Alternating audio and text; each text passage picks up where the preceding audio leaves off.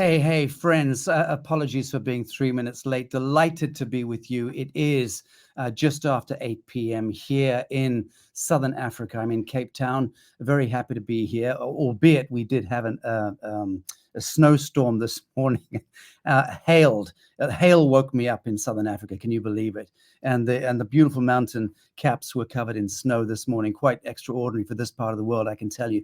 I'm happy to be joined by core NewEarth Golden Ticket team from around the world. And I have to say, I don't know how many of you have had problems today with the internet, but we had a serious issue about 10 minutes before coming on live. It looked as though we might be aborting this broadcast altogether, but we switched to Brave browser.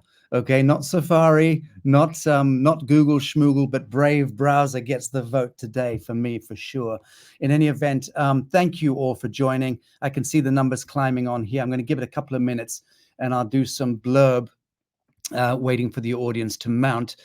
Today marks the second summit for the NewEarth Golden Ticket, and this is something, as you'll recall, we launched a few weeks ago, mid-tour for me in the United Kingdom. And we had some real issues once we launched the platform, connected to payment gateways and what have you, the usual sort of shit show that attends these kinds of noble initiatives, which are striking out for humanity. I mean, look what's happened just in the last couple of hours, or a couple of days, forgive me, with Rumble and Telegram, I think it was, both those honchos. One of them being detained, I believe, in France, and the other one turned his private jet round on the tarmac and fled very quickly once he'd heard what happened to his mate. So powerful people in the social media and IT space are being themselves hammered, and the guns are certainly being primed for all of those of us who stand for humanity and stand up for sovereignty and auto-determination, all the goodly stuff that the NewEarth Golden Ticket represents to the world. And I genuinely do think we've come up with an algorithm here. I genuinely feel this. I feel that for me, after many years of working in what you would loosely call the sort of humanitarian and peace activism space, and trying 1,000 different modalities, looking under rocks, knocking on doors, flying around the world, hanging out with the fringe Illuminati in order to learn the games, being involved in the United Nations, all of the stuff that I've done personally, and it's my personal journey. We've got a number of friends here who I'm going to introduce in a moment. All of their journeys contribute to this noble path. And all of you out there watching this space and watching this show today are also in possession of a story, a hero's journey, without any question of doubt. Just finished this UK and Ireland tour, and I've done a couple of smaller engagements here in Southern Africa, speaking engagements. And I can tell you, the one thing I've been pressing on my audiences is the one truism that I have identified in my life in activism and in humanitarianism, and peace activism, and political activism, come to think of it. But the one thing I've learned in meeting thousands and thousands of people all around the world is that every single human being has a story, and your story, whoever you are, is an extraordinary story. And it's the telling of that story that becomes paramount now, because the whole transhumanist AI shutdown of our sovereignty, shutdown of civil liberties, and the attempt by this matrix mind, this Borg phenomenon, to surreptitiously creep into our lives and dial us into oblivion, that's definitely been the agenda in the last century. The world wars kind of created the shock and awe. Many other wars, not just the world wars, created the shock and awe in order to throw this planet psycho-civilizationally into a PTSD, a post-traumatic shock disorder, which is what we all essentially suffer, every single human on the surface of the earth, almost from the moment the umbilical is cut with surgical steel. are thrown into some kind of trauma uh, or the other. And the net of trauma is that when we're in trauma, our tendency is to roll over and to look to be saved, to look to be rescued, to look for mummy's tit or for father to provide and safeguard us. And that moves on into school, wanting to be cradled, wanting to be received in life. And of course, we're then spat out, since the 1970s with the Rockefeller orchestrated women's lib, or that whole movement, which was really designed to get mothers out of the house and to get kids off the mother's tit, and to get kids thrown into nursery schools so that the program could begin earlier, and to get mothers into the workplace so that there were 2 taxpayers in each household, no longer just one. So that was a clever Fabianist Tavistockian agenda that played out and also contributes to our post-traumatic shock disorder. And now we see a world proliferating in 2 things. One, bureaucracy, and the other, pornography of trivia. Absolute trivia. Nothing real, nothing certain, nothing substantive or meaningful, nothing grounded guides most of us most of the time nowadays. So we're cast adrift between appetites and addictions. And that means pharmaceutical products. That means the glyphosates in the food supply, which your gut biome is addicted to, bad food and Coca-Cola. And our minds are addicted to doom scrolling on TikTok and social media platforms, or slumping in sofas and giving ourselves over to the pornography of trivia masquerading as the 8 o'clock news or Netflix or whatever the fuck is dreamt up by these bad dreamers conducting the great thrall over us. So what does that tell me? What does it tell you? What does it tell good, sovereign people? Those of us who have a spark left in us of sovereignty, those of us that have a spark left in us of outrage. Reclamation of dignity, my dignity, becomes the first step. And we'll speak to that at great length in the next couple of hours, connected to the Sovereignty Academy, which is launching through the Golden Ticket. Reclamation of human dignity. And then the capacity to step up and step away from television sets and newspapers and billboards and high streets and all of that trivia. And the capacity to begin to engage life, engage relationship with people by smiling, tearing those goddamn masks off. And I don't just mean, the latter-day COVID masks. That was a delightful pantomime, but I'm talking about the masks that we wear as crypto-humans, humans who have been invited into becoming subhuman by this orchestration of insanity, of poisons in the air, the water, the food, the media, academia. So the mask I'm talking about is the false mask, the crypto mask. When do we enjoin fellowship again with one another in our homes, starting in our homes with our families? When did we last look into the eyes of our family members? I mean, really look, really connect and exchange fire. And when did we last do it on our street with our neighbors and in the workplace? But I mean, really connect with each other, enjoin fellowship. That's the paramount thing, with one another, and then enjoin fellowship or rekindle relationship with the living soil and the creatures of the soil. So that's the seminal piece here, talking about how do we, as a species, a crypto-human species who have been utterly desecrated and downgraded and poisoned almost into oblivion, how do we reclaim, restore, revivify? How do we take back our lives? How do we step into the immanent angelic template, which all good believers of all good faiths know exactly what I'm talking about? That's this piece here. That's what this golden ticket is all about. It's about how we reclaim the living soil, how we step away from Sodom and Gomorrah, how we step away from the kingdom of the devil and the checkerboard of the kingdom of the devil.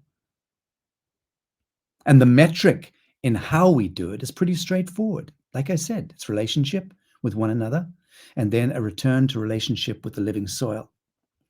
Now we can do it as a community, and we can take it a whole lot further. We can also begin the establishment of a micronation, which is what we've begun with this New Earth Golden Ticket in Tennessee, which will ricochet on to all sorts of places around the world that we're envisioning. Firstly will be our project in Mexico, the Bacala Laguna project.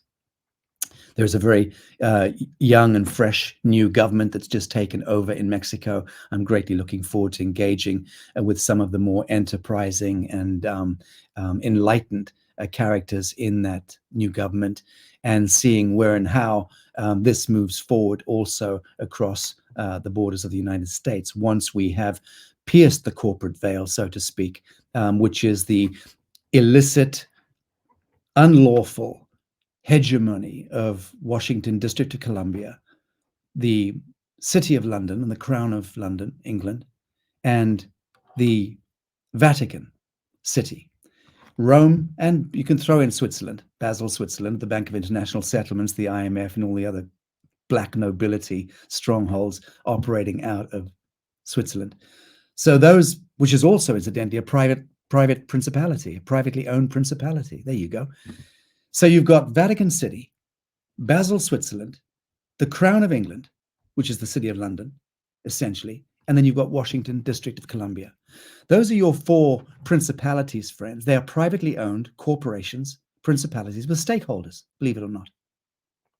But the way in which they were founded and premised is very, very clever, because they essentially surreptitiously took control over the dominion of all peoples of the earth and all the soil of the earth. So every single square inch of soil, of land, which is registered to anything other than itself, is registered, Regus, offered up to Regus the king, handed over, signed over to the king, the crown. In this case, that would be England, Charles in England. But it goes back, as I said, to the Vatican. So this is part of the enigmatic fact of the status quo, that everything that you think you own, you do not own. You do not own your farm or your tractor or your combine harvester. You do not own your bicycle if you registered it. You do not own your vehicle. You do not own your home. And friends, lean in close for this one.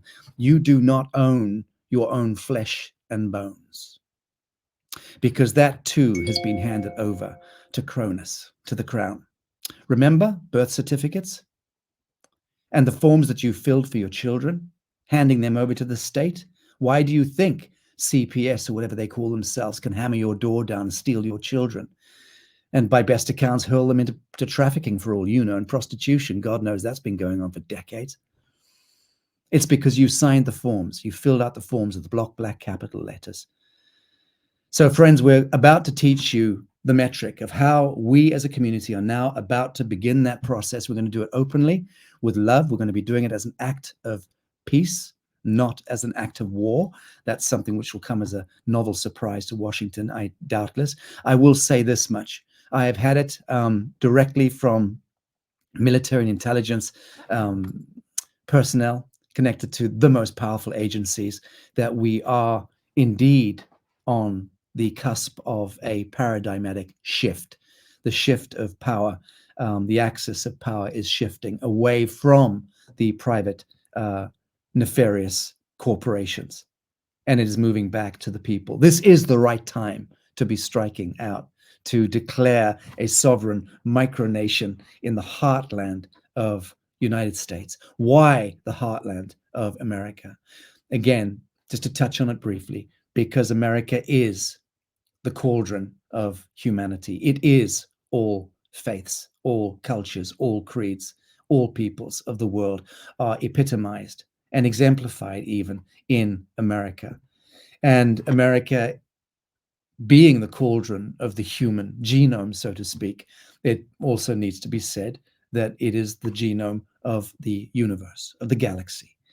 The soft disclosure that's begun in recent last couple of years connected to the Pentagon files and what have you, which are now dialing up on social media. You can begin to see this, and even in mainstream media, the talk about UFOs and Roswell, and yes, indeed, well, they've been visiting us for, blah, blah, blah. Well, every sane farmer with a pitchfork and every sane patriot with a gun in their right hand and a Bible in their left knows full well about the ETs and the UFOs, and good humans don't have a problem with that.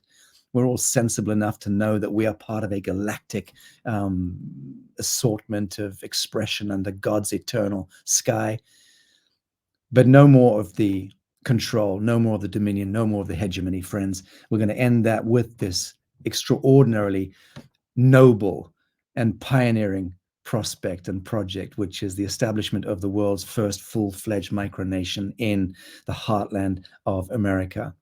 And yes, we're inviting 1,000 men and women of the living soil to join us as pioneers and to contribute into this. This is how we do it. I'm going to be introducing briefly members of the team here, and then we're going to drop in the film, which is just over an hour long. The film is an overview of the project, and at the end of that film, we're going to come back on again, and we're going to do interactive live Q&A with you, the audience. So friends, stand by. I'm first going to bring on Erica Rose. Erica, thank you for joining us. Good morning. That's your cue. Yeah, I apologize. It was difficult to come on. There's a bit of a delay. Sorry. Nice to be here. It was a bit of an odd one getting onto this platform today, but here we are. We've managed it. Let me bring on Sky and Anahita. Hey guys,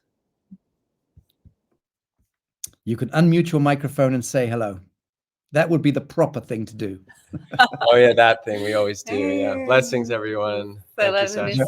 Thank you. Very good. Friends, I want to bring on our project manager, Dr. Manelli.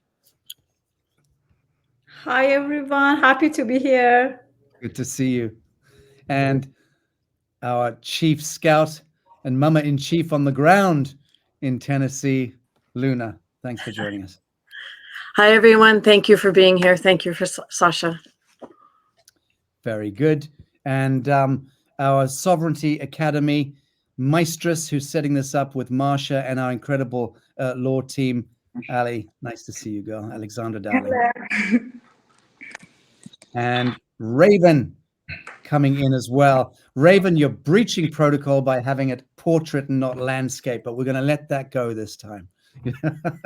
Okay. Where is she? Now she's dropped off. Okay. Oh dear. I think she's jumping back in again. Thanks, Ali. Very good. Yes, there we go. Okay.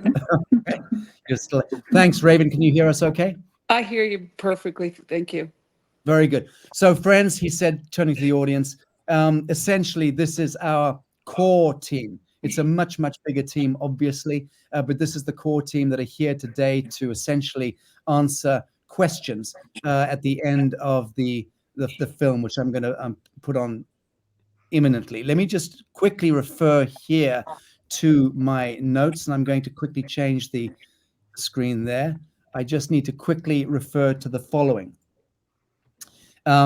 Much of what we speak about in the architecting of this golden ticket prospect in Tennessee is also the indigenous, the question of how do we begin the process of atonement for stolen lands and for genociding peoples. How do we begin to address that? All of us. That's a huge question. And how then do we address the business of absolution? Where does the absolution come from? So that's part of what we're going to be addressing. We go into that in the film somewhat, but on the Q&A at the end, I'm happy to answer some questions there. But the indigenous aspects of this project and in a sense, what we're doing with the Tennessee project and the micronation is retaking the soil for the indigenous peoples from whom it was taken 500 years ago, 300 years ago, and then handing it to them as the act of atonement, them absolving the crimes of our forefathers and ancestors, and then handing it back to us, to the 1,000 founders of the soil, of the Tennessee project. So the 1,000 founders will be the ones who are conducting the act of atonement on behalf of humanity. And I couldn't stress how important that piece is. It's the only way we end the war cycles, the blood economy.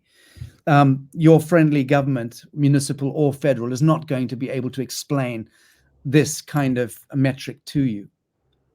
Your social anthropologists and cultural anthropologists in universities are not going to be able to explain this piece to you. I think it's on us to explain why this is so important. Sky, I want to bring you in momentarily. The importance of atonement and absolution. Would you touch on that? So it's not just me wheezing on the subject, because it's such an important subject. Yeah, thank you, Sacha. Well, you speak so eloquently to it. Yeah, it's such an important moment for history. I think the crux point for us was watching our Indigenous elder, Sam Capilano, be put on the ventilator and have the remdesivir treatment and essentially be waterboarded. It was when we realized the depth of how distorted the system had been as far as health and wellness, and the absolute attack on our most precious resources, which is the people, the Indigenous people particularly, and all people that have this united heart to see us rise in this time, And so, yeah, it's for us, the mission is clear. It's to liberate humanity, just as all of the illuminated beings that have shared that through history.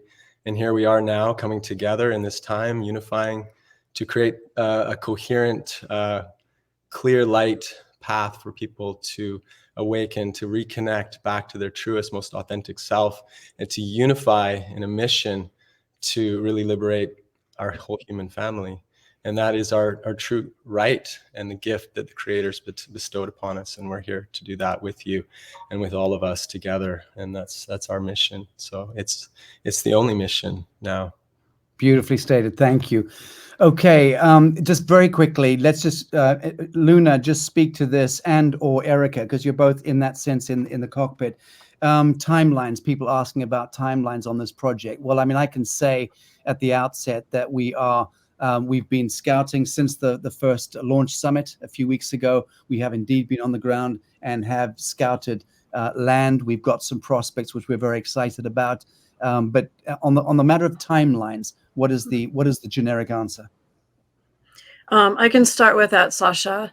The generic answer is when we define the perfect land, which is coming to us at this time. We have several in our sights in eastern Tennessee in the region of the Appalachian Mountain Range for many reasons.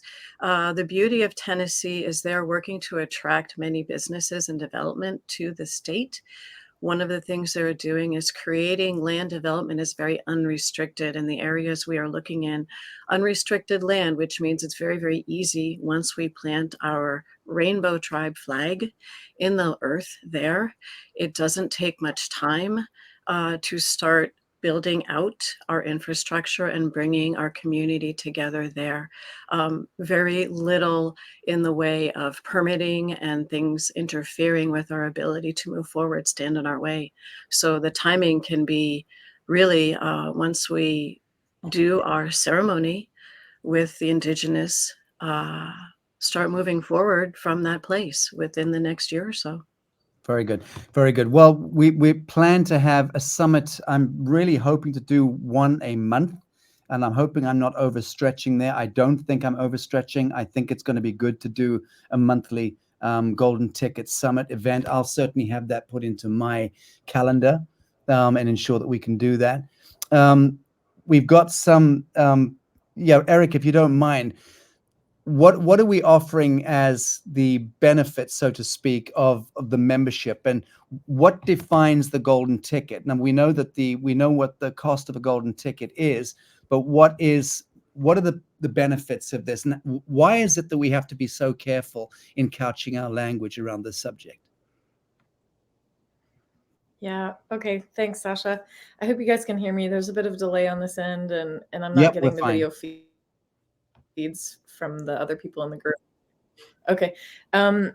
Yeah, the benefit of the golden ticket, like really what we're creating is a community of scale. So as far as recognition around the world and inside of the United States and in the jurisdiction we want to create, that is very important. So by having 1,000 tickets available, 1,000 ticket holders available, we're bringing together a group of people that will begin this journey together of sovereignty as far as their own personal sovereignty, their health sovereignty. We have some really wonderful news about that upcoming in the next few months. And also to begin to establish themselves as a community in this moment. So benefits of membership are massive. Like we have on the website, you can see we are able to donate $10,000 to this organization to become a member of the organization, and then you have access to everything that's happening inside of the organization, which we have a residential development that's being planned. There are multiple opportunities as far as technology integration, building, inward-looking businesses, the Regenesis centers, the commercial, side of things that are huge. But also, we're going to be, we've offered things like a year-long membership to the Lazarus. Like there are other ways that we want to connect people together that are being facilitated through those member benefits. And as far as language goes, sorry, I'll just go back. So you can go onto the website and just download the PDF from the website that has, a clear definition of those benefits. But also, as far as language goes, the way that we are establishing this jurisdiction, like Sacha has mentioned, and on a global scale, if you look at how it's being structured, it is like a religious church. And so as far as taxes goes in the United States, the way that we word things is very important. So we're going to have, you're not going to buy a ticket, we're going to donate, then you become a member, then inside of that private membership group, you have access to all of these different benefits, technologies, and opportunities. Right. Thanks for outlining that, because I think it's very important that people understand. I think most people do understand. I began this evening's show with talking about the I say this evening, forgive me, evening in South Africa is daytime for the rest of you, but talking about the censorship and the fact that even billionaire bosses and landing in private jets in France in the last couple of days, with the owner of Rumble and the owner of Telegram being arrested. And threatened with an arrest. Insane. We're at a really weird, spooky time.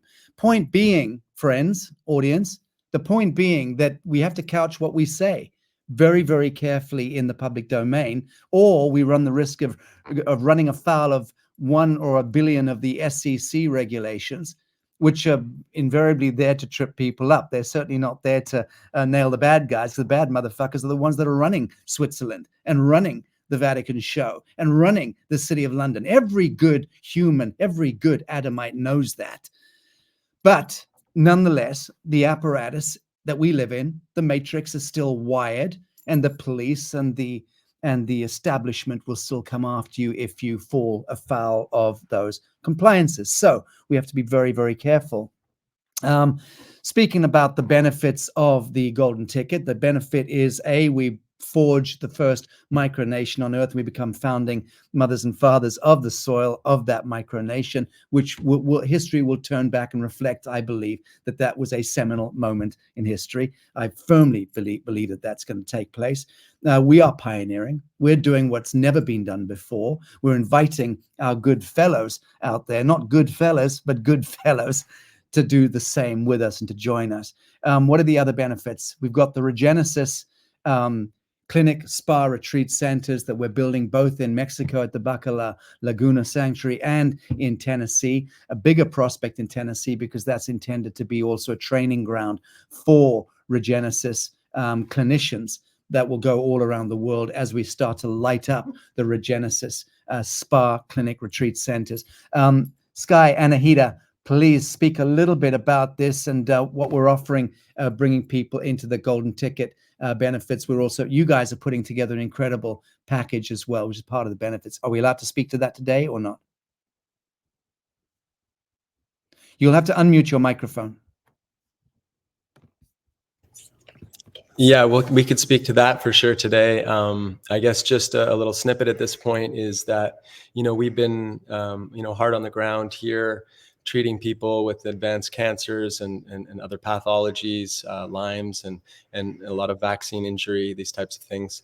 Our programs here are fairly expensive for people to access. So we really wanted to create a way that we could create the most amount of access to these programs, to these protocols. And so we have been hard working on a platform to be able to guide people through these processes at home and give them, we have our first kit that's coming out, and we have 3 other kits lined up, which are really about cleansing the elimination pathways. The body is really a series of filtration systems. These filtration systems are plugged and have become very toxic in the environment. It really it's amazing that we're all still living through this time with what we're seeing in the live blood analysis and what people are dealing with. But we know how to cleanse these pathways, how to clean the river of light, how to get rid of these parasitic organisms that are really the root cause of all disease, and which are living in these environments. And so yeah, we've really kind of not just us, but working with some amazing other technicians and other amazing leaders in health science to remove the blinders and to get rid of these programs, these corrupted programs, these implants that we have, to see how incredibly effortless really it can be to come back into pure coherence and reconnecting again with that angelic blueprint, as you so eloquently say, Sacha, that we all have, that's all been gifted to us. It's all there.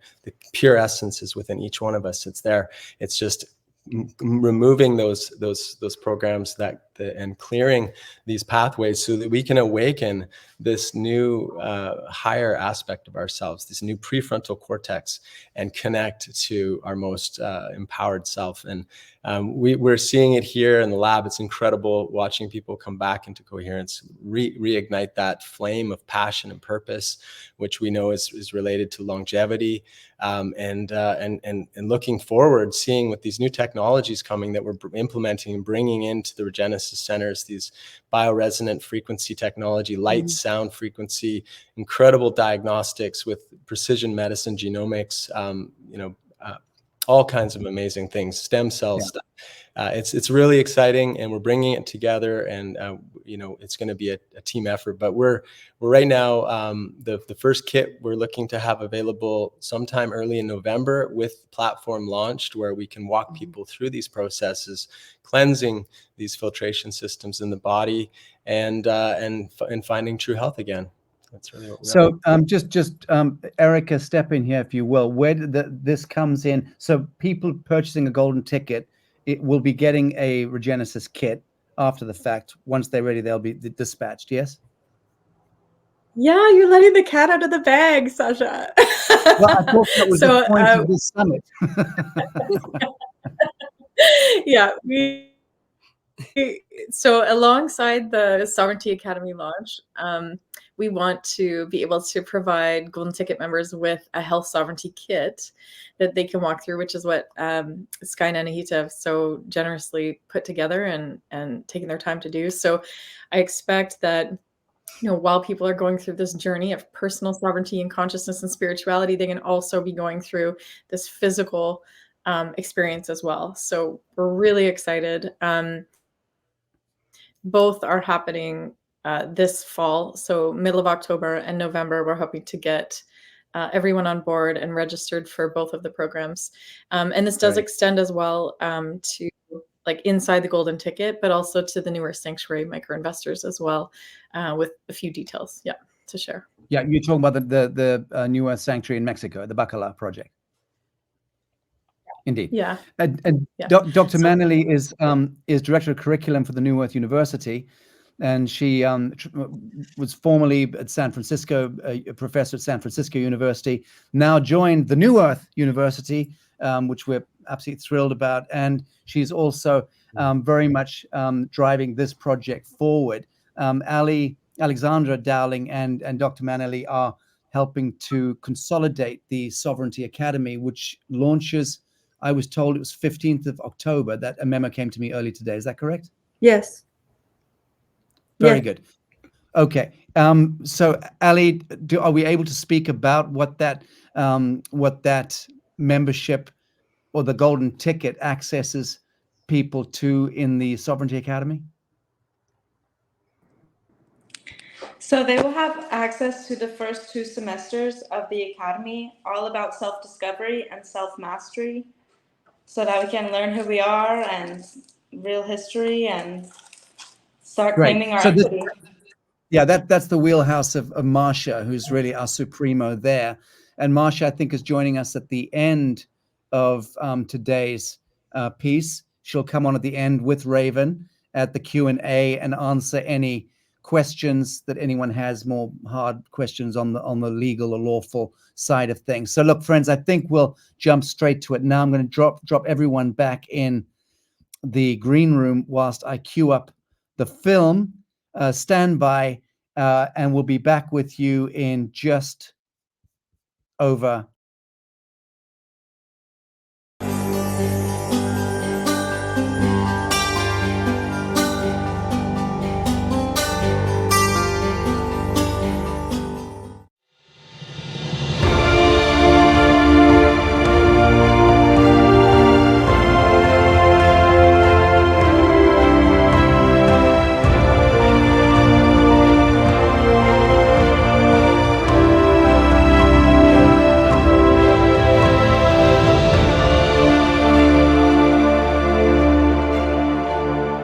We're at a pivotal moment. The old ways are crumbling, and people everywhere are searching for a new path. Enter the NewEarth Tennessee Micronation, an audacious leap towards freedom, innovation, and holistic living nestled right in America's heartland. America's heartland is more than a location, it's a symbol of resilience and unity. Here we're forging a revolutionary way of life that honors nature and champions true sovereignty. For those ready to break free from the ordinary, welcome to the NewEarth Tennessee Micronation. This is your call to action. Picture this: a life of true freedom, surrounded by nature's splendor and a community of pioneers. NewEarth Tennessee Micronation is where sovereignty, sustainability, and community come alive. Our core features? The Regenesis Health Center, groundbreaking organic agriculture, homes crafted with sacred designs and cutting-edge sustainable technologies. We're redefining self-sufficiency. We're not just building a community, we're honoring ancient wisdom. By integrating indigenous knowledge, we ensure a respectful and holistic approach to our foundation. Introducing Golden Tickets, your exclusive gateway to this transformative community. Only 1,000 tickets grant you a coveted spot among the trailblazers. Golden Ticket holders gain access to the Sovereignty Academy admission and course, expert-led personal journey to sovereignty in America, Canada, and Australia, soon to be expanded. New priority: residents experience a new way life in a harmonious, regenerative, sovereign jurisdiction. Regenesis clinics access exclusive health and life-changing technologies, anti-aging and detoxification therapies. NewEarth Pharmacy products, first in line, access to innovative wellness items. Lazarus Initiative Gold membership, lifetime access, upgrade or gift. Exclusive opportunities: engage in business, tech, and personal ventures within our sovereign framework. Ready to join the revolution? Secure your place in the NewEarth Tennessee Micronation today. Visit NewEarthGoldenTicket.com to purchase your golden ticket and become part of a movement that's reshaping the future. It occurred to me that the whole world is beginning to turn its back on the United States, and the whole world is beginning this predictive program, okay, of enmatizing the United States of America, because Middle America is the human genome, because you represent the epicenter of the human experiment, the human genome, which is to say the galactic genome.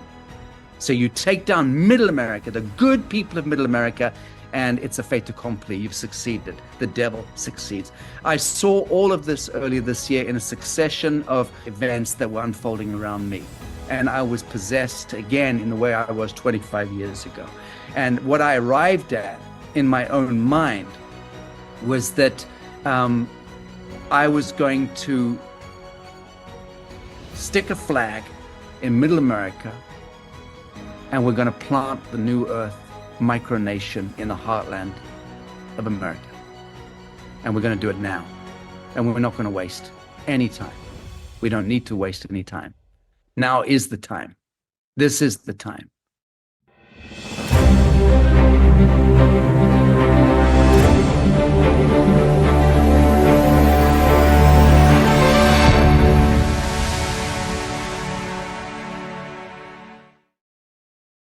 Thank you to so many of you out there who've been incredibly patient over the last few months as myself and the team tried to line up the guns, so to speak, on this pioneering and I very much suspect historic initiative. What we reckon will become the world's first full-fledged, full-spectrum auto-determining micronation.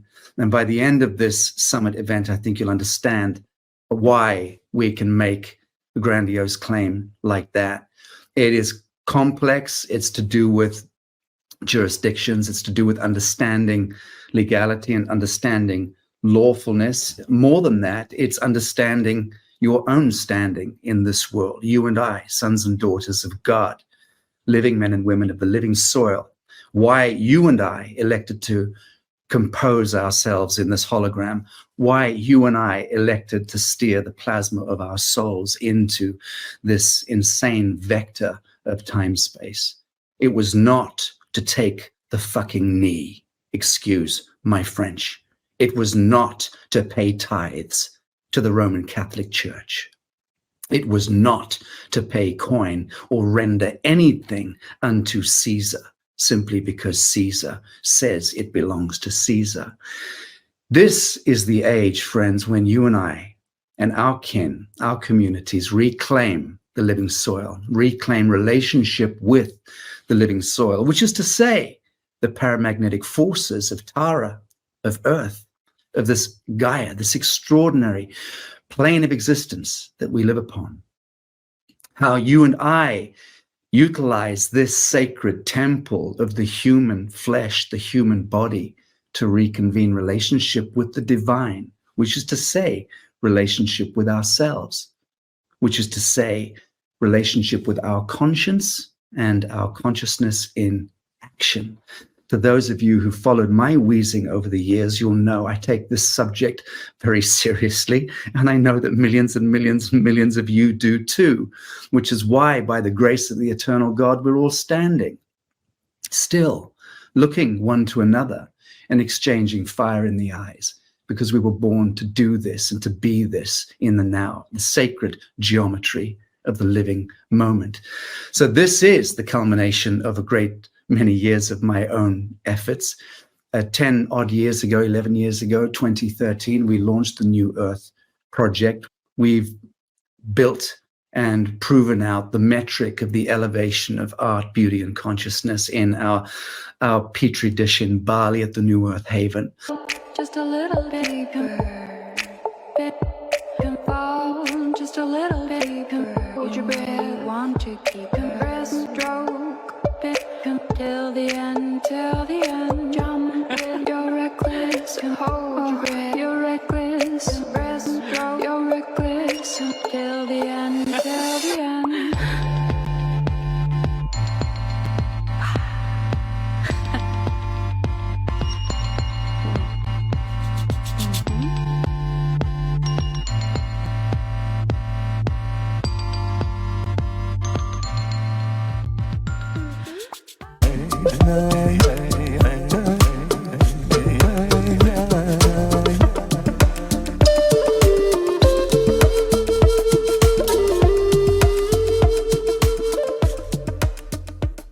We're now in the process of groundbreaking in the New Earth Sanctuary in Mexico.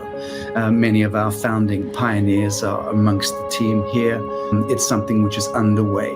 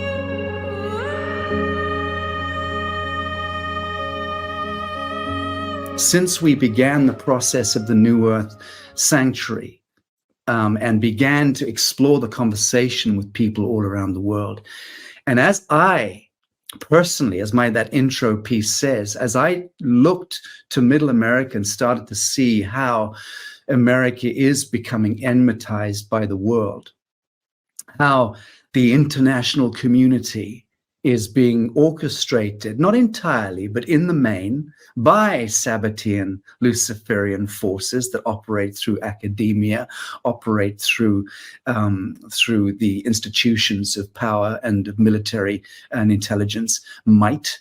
All of this cacophony and orchestration seeks to enmatize America and to turn America into the fall guy. Precisely, it would appear, in order to bring about catastrophic failure of humanity. Because if America fails, humanity fails. I will also make a distinction here at the beginning of this summit. To those of you who are conscious enough to understand what I'm saying, you won't even need to hear me say it. To those of you who are not conscious enough, lean in, pay close attention. Middle America is not Washington, D.C. Okay? 90%, 90% by my reckoning, of Americans are not the East and West Coast liberal, intellectual, satanic, Luciferic enterprise. And Middle America are not Washington, D.C. or the Pentagon, the CIA, and all the other alphabet agencies which have done a thoroughly decent job of invoking the kingdom of the devil into America in the last 75 years, to be sure, but it goes back longer than that. Here we are, you and I, about to enjoin a new covenant, which is to plant the New Earth Nation flag in the heartland of Middle America. That is a sacred task, and it is a sacred covenant, because we're about to reclaim the living soil. We can only do it as a body of living men and women of the living soil, as a fellowship of men and women of the land. The age that besets us right now could be described as the onset of the flight from Sodom and Gomorrah 2.0. Be sure, the tanking, orchestrated collapse of the US dollar, the emergence of these other primary portals of economic enterprise like BRICS, are part of an orchestration, for good or for ill. I'm not here to judge them. But I will say that the takedown of the US dollar is integral to the collapse of humanity, in much the same way that the hacking into the mRNA DNA of humanity was intended to bring about auto-destruct of the angelic humans. Because that is really what we're talking about here. We're talking about the takedown of the angelics. And that's what this hacking into our blood and our genome has been about. I'm satisfied that millions and millions and millions of you sufficiently know the truth of this. We can speak boldly to the truth of this now. 5 years ago, I was a madman. 10 years ago, I was a madman. 15 years ago, I was a madman. Truthers and disclosure merchants have long been vaunted as madmen. And that's fine. But we also know that those of us who played the joker in the pack, so to speak. And I'm sure a great many of you and your families and your communities have also fulfilled that divine function of being the joker in the pack. But we were right, and we're proving right now. The mainstream is collapsing. The mainstream narrative is collapsing. This, friends, is the onset of the new age, and we have to define what that is. So what we are going to do is to plant a flag in the middle of America. We're going to establish a micronation, and you will understand by the end of the summit how we're going to do it. I'm going to play off now a beautiful introduction, a blessing, if you will, by Hereditary Chief Phil Lane Jr., who we are very, very proud to stand shoulder to shoulder with.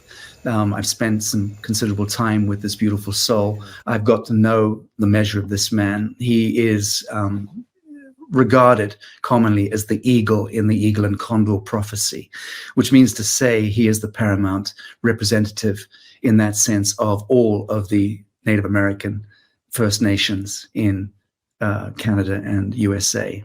And that is to say over 740 First Nations are represented under the banner of the eagle. I was with him a few weeks ago at the Palenque Congress, where the eagle and the condor met from the Amazon, and the hummingbird and the quetzal came together. Pay close attention to his words, and we are honored and proud to have him offer the blessing.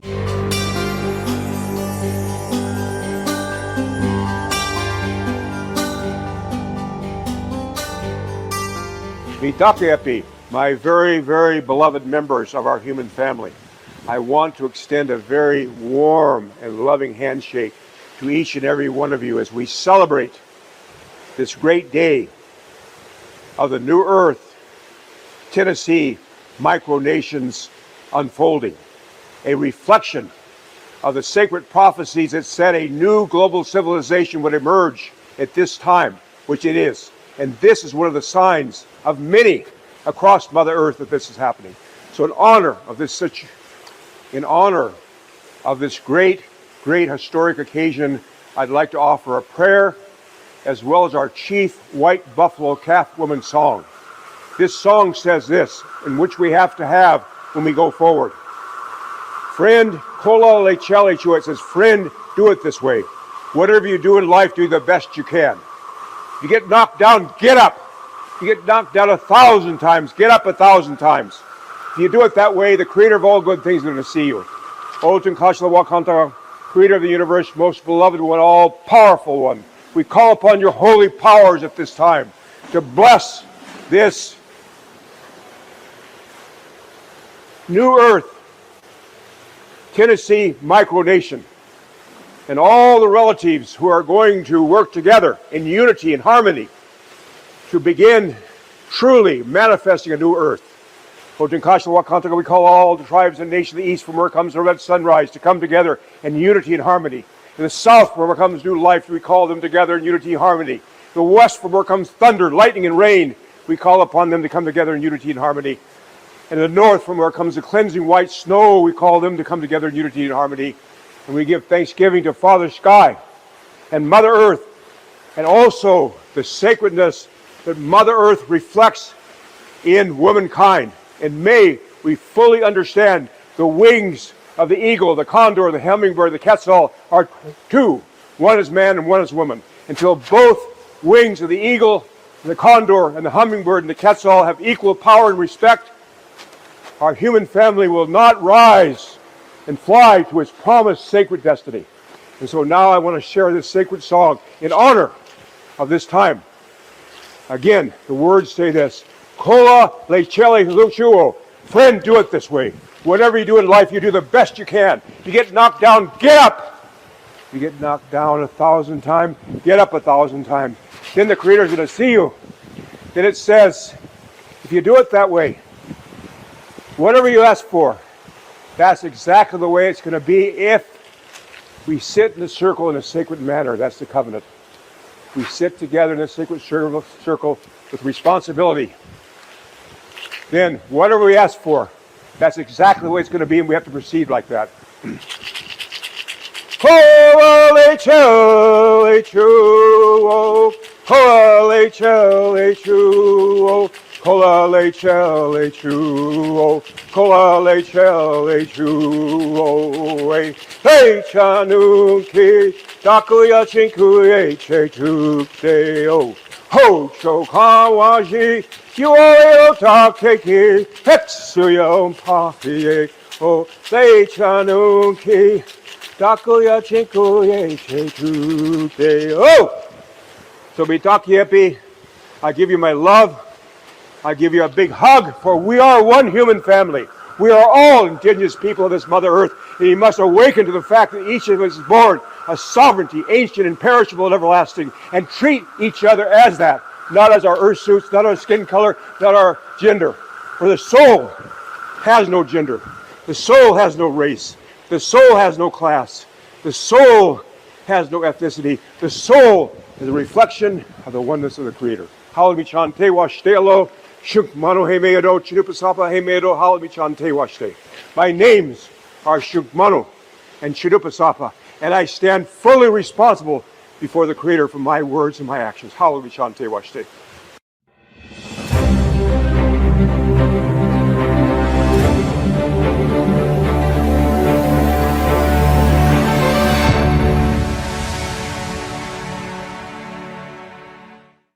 I remain fully responsible for my words and for my actions. And I think that essentially becomes the cornerstone to this noble endeavor, where we begin to enjoin fellowship and lay claim to the soil, claim health sovereignty, look to ourselves, look to our kin, look to our communities to define the world that we want to live in, and no longer look to the third-party intervention.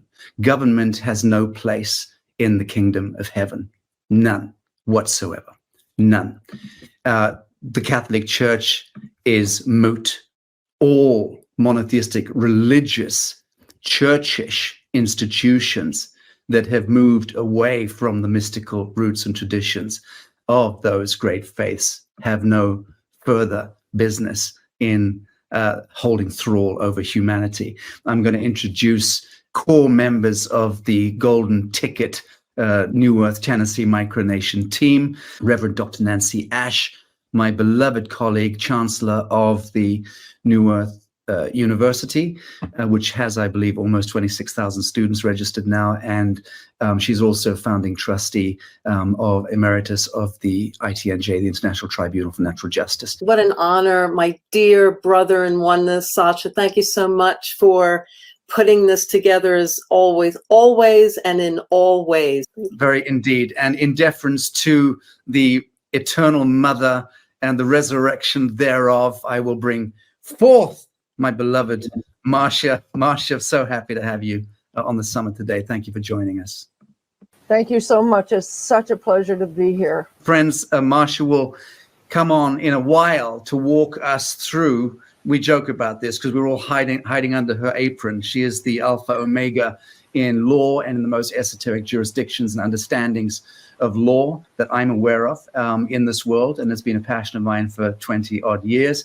So we will all huddle under Marcia's apron a little later in the summit, and she'll walk us through some of the metric of how we apply the highest forms of law to jurisdiction and reclaim this world. Stand by for that. I want to bring on the third matron-in-chief, Erica Rose, who's been very much involved for the last couple of years with the genesis of the NewEarth Sanctuary project in Mexico, which, as I said, is underway. My blessed sister is out there on the front line in the mud with the development team. But Erica, great to see you. Thanks for joining us today.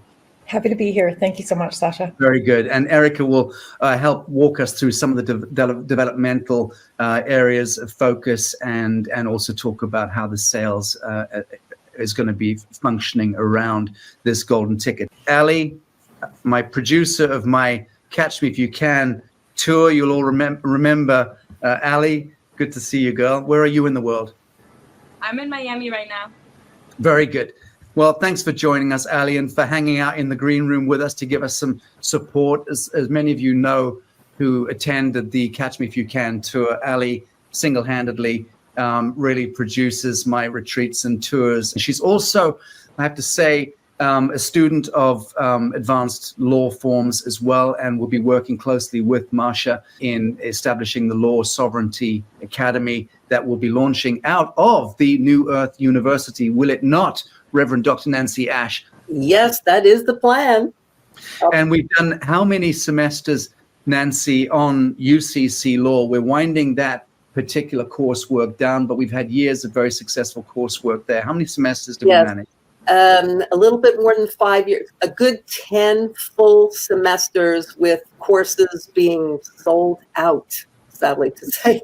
Amazing. And the UCC thing, of course, Uniform or Universal Commercial Code, was for some time the piece that I wanted to bring into the NewEarth ground floor. And of course, we've evolved. And UCC, Marsha will explain this to us a little later, but UCC is kind of moot as well when you're entering into the true golden age of sovereignty and the reclamation of sovereignty. Beloved Laura Uplinger. Oh, hello, Sacha. Hello, you all. Thank you for this invitation, Sacha. And thank you for holding the fort, the light, the hope. Thank you. I want to bring on Anahita and Sky. Where are you guys? Thanks for joining us today.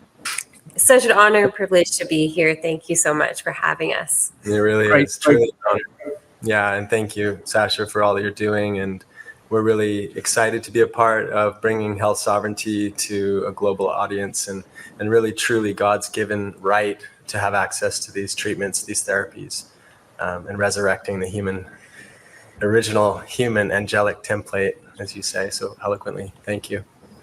That's what this Tennessee Micronation bed is. In essence, friends, and pay attention because here's the metric. I'm about to unravel it. It's an open call to action to 1,000 founding mothers and fathers of the micronation. We're seeking you, you're seeking us. We'll all be convening in the land called Tennessee, which in real terms is a Cherokee derivative called Tanasi. So we should get back into referring to it as Tanasi, T-A-N-A-S-I, the Cherokee derivative. I just want to underscore the imperative and the importance of what it is that you guys and I have been working for the last few months with hereditary leader Phil Lane Jr., who did a beautiful blessing a few minutes ago. The resurrection of the ancestral blood song has becoming increasingly a vital component of how we convene a new fellowship and how we reconstitute any kind of a nation. The next nation that is constituted in this world must be non-divisive, non-sectarian. It must be the nation of the rainbow warrior or the sky. I know you are somewhat expert in the ceremonial aspects here. So is Anahita. But please, who or what are the rainbow warriors? Well, I'd imagine everybody here on this stream here is a part of the Rainbow Nation. This is a ancient prophecy that really is being fulfilled in this moment. The ceremonies that have happened, the ones you're at in Palenque, the lighting of the 8th fire. This is the culmination of all the ceremonies that have been guiding the indigenous people through this dark winter. That they knew would have a sunrise, and they believed that now the 8th fire begins that process of coming together as this rainbow nation to create this new earth paradigm, this 5th world that's been long prophesied, and here we are moving towards that in such an incredible time that we're in. This assault that's been going on towards humanity really is the kind of the darkest before the dawn, and it is an attack on the most sensitive, our most vulnerable, and but we have the solutions to support that, and as you said, to resurrect and to come back into our divine nature and to harmonize and to unify in this time, and that's really the words of Chief Phil guide us in that. Thank you. Yes, beautifully put. Anahita, do you want to add anything to that? I mean, yeah, just to say that, ancient texts and prophecies like the Eagle Condor prophecy have foretold this golden age of humanity that we are awakening to. And so that's the moment we're in at this time, which is we're seeing so much suffering, but we're also moving into this time of awakening in humanity, and so there's lots, and this is that this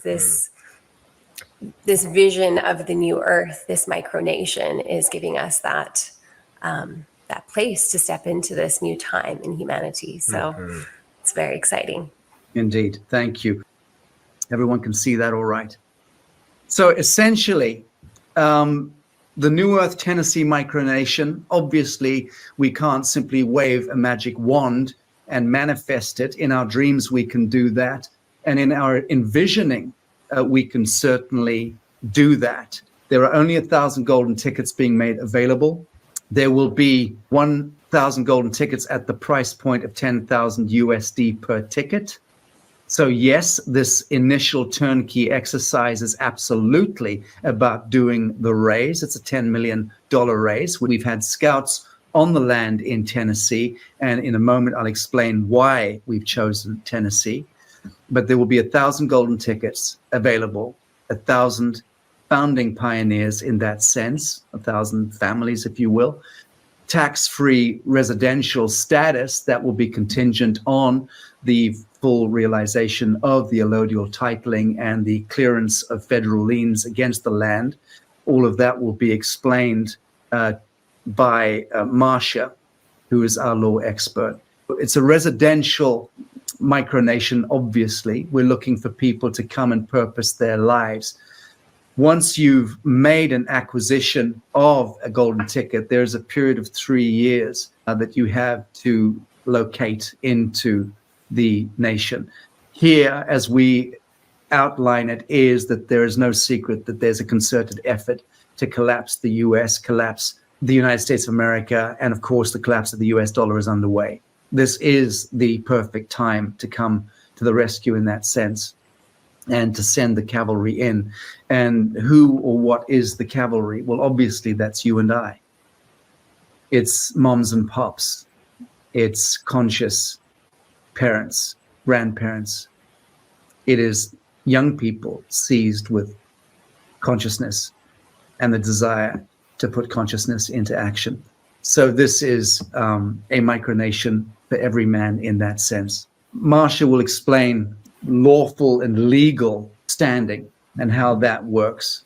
Sovereign jurisdiction is where and how you declare it under the universal sky, standing directly beneath central sun, as each of us are born sons and daughters of God. That was well known to the man from Nazareth, the Master Yeshua. That was well known to Prince Siddhartha Gautama Buddha. That was also well known to the Prophet Muhammad, peace upon him, in his part of the world at his time.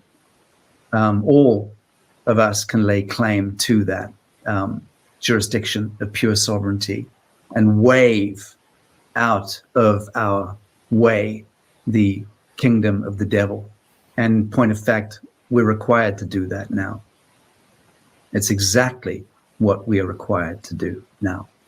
How do you establish a micronation that is fully sovereign? Okay, so this now becomes a very important piece, and I'll speak to it momentarily. A 0-point economic base and a 0-point social ecological base is integral to manifesting a micronation that is fully sovereign. Why do I say that? Because you could pretend it's sovereignty, but if you have an umbilical cord connecting you to the kingdom of the devil, which is an electrical utility line, for instance, or any benefits and services, amenities on offer by the parent corporation, by the government, so to speak.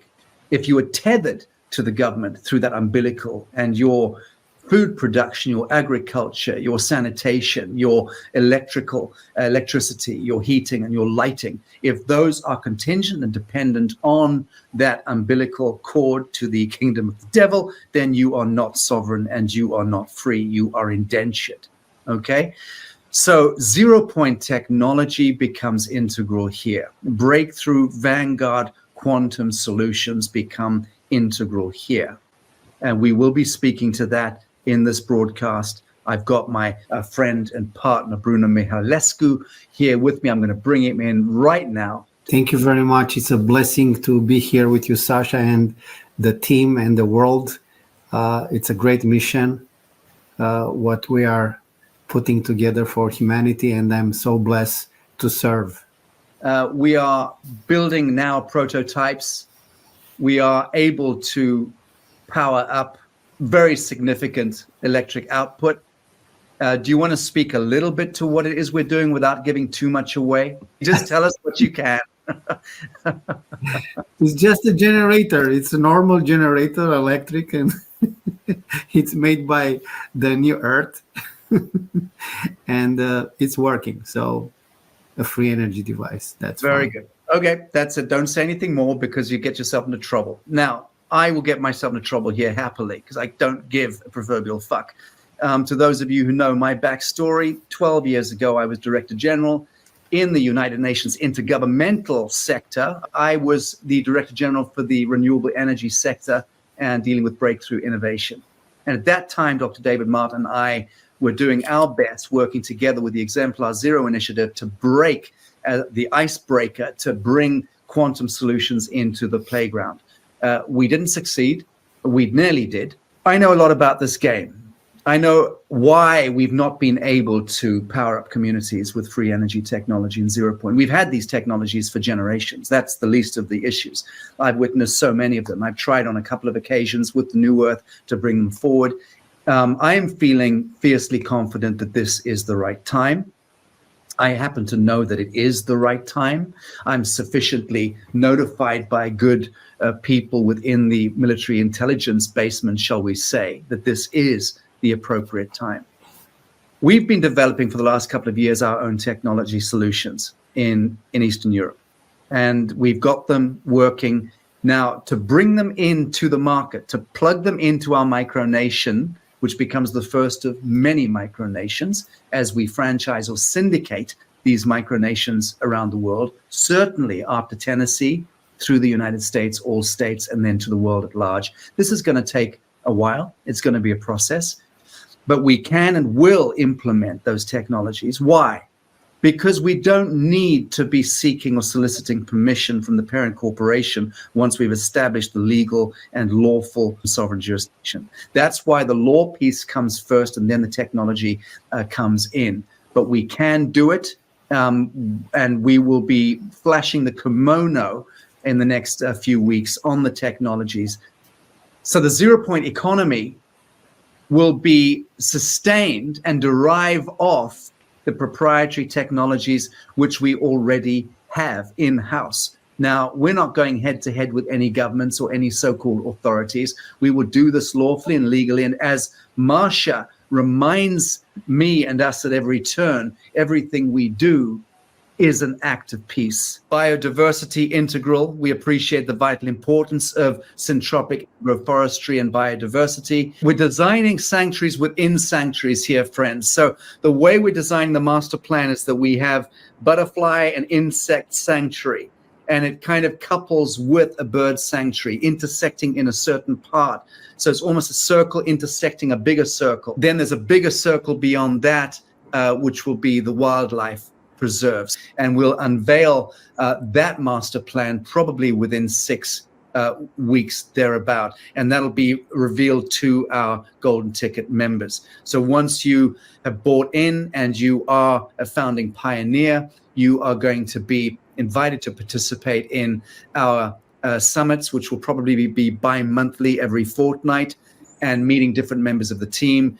Honey farm, beekeeping, integral. Obviously, to this NewEarth Tennessee, honey is going to be a mainstay of how we set in motion biodiversity and syntropic agroforestry.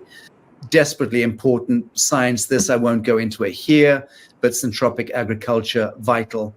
Vertical greenhousing. This is where it gets exciting. Hitherto, it has been impossible to really make vertical greenhousing a success. And why is that? It's because it's cost prohibitive.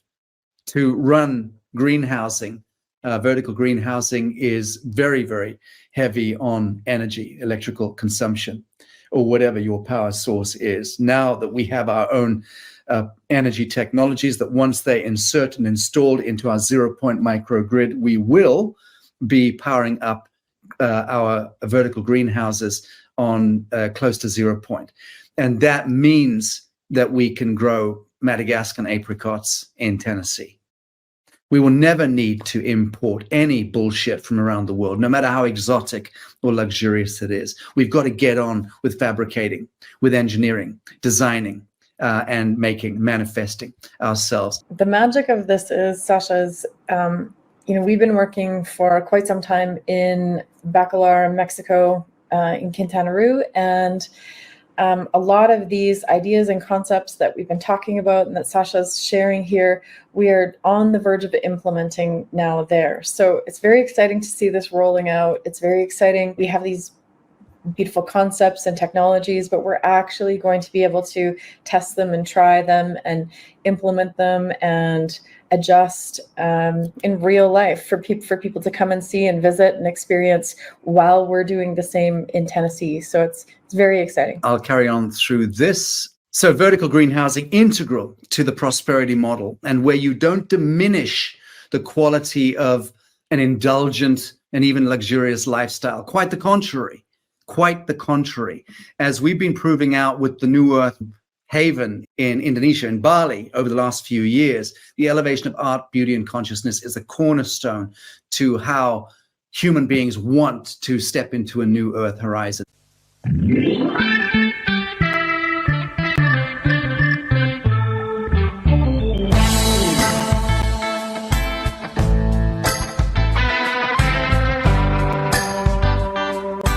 So once you remove the Catholic Church, which is to say the priest banker, which is to say the profiteers and racketeers from the mix, all of a sudden you have a prosperity economy. And that's precisely how we do it and how we intend to manifest this moving forward. New Earth bioarchitecture, again, for those of you who know anything about our work, you know that we've led the world in many regards in this, and we're proving that out now on the ground in Mexico.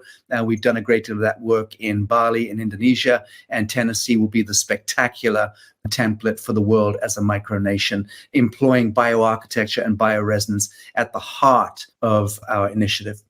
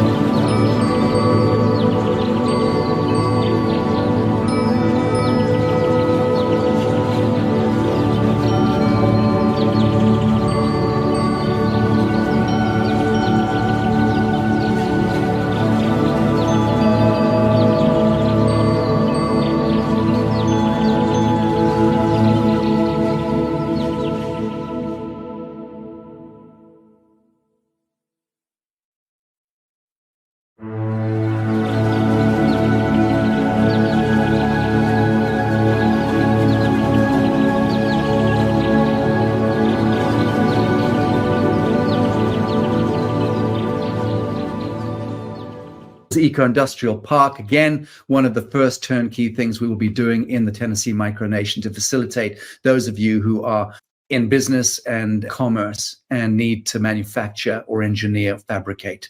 We will be welcoming that kind of industry.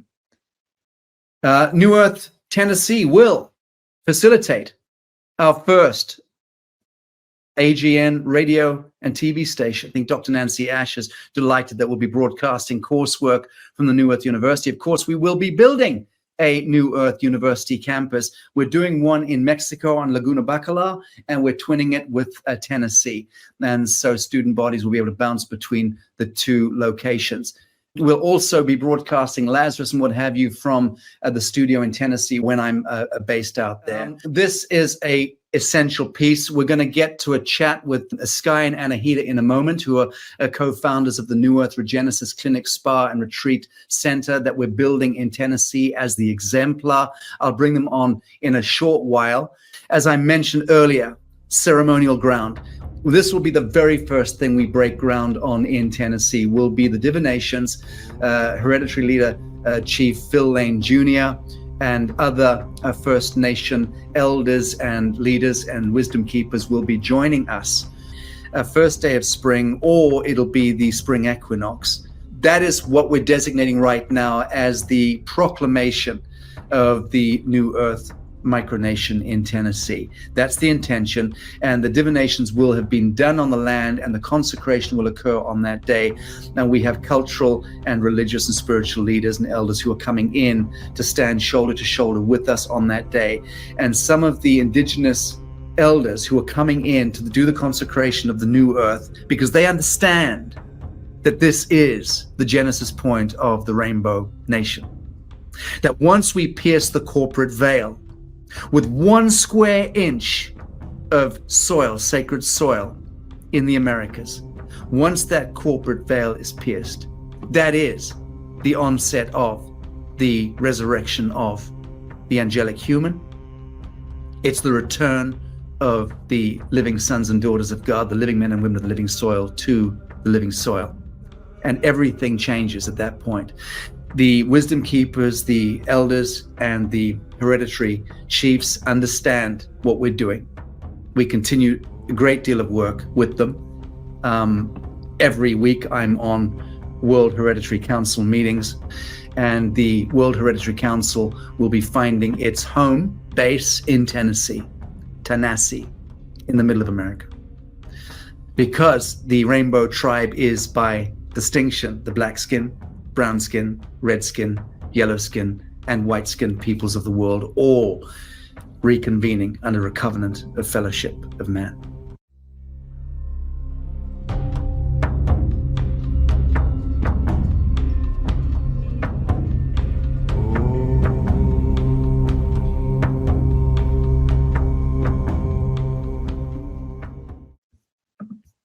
So watch this space. The ceremonial ground will be the very first thing we consecrate when the proclamation is made early next year. The circle of life.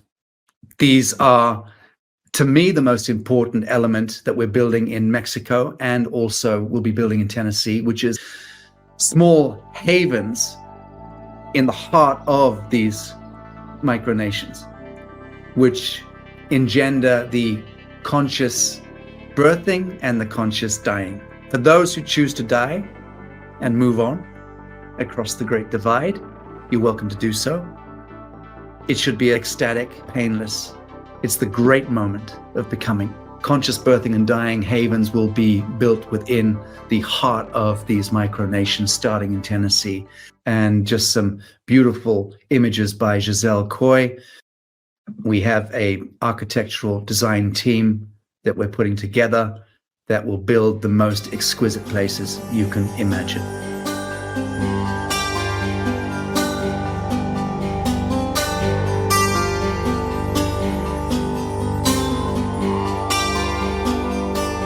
Livestock and seed banking will be an integral turnkey part of the Tennessee project.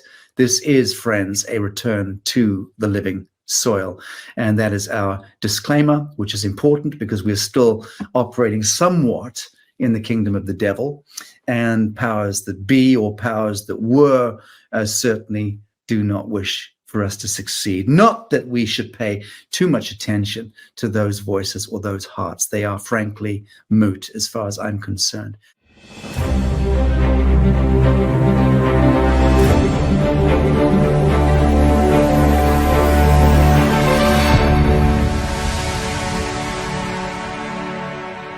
Marcia, it's just you and me, and we're going to speak now about jurisdiction.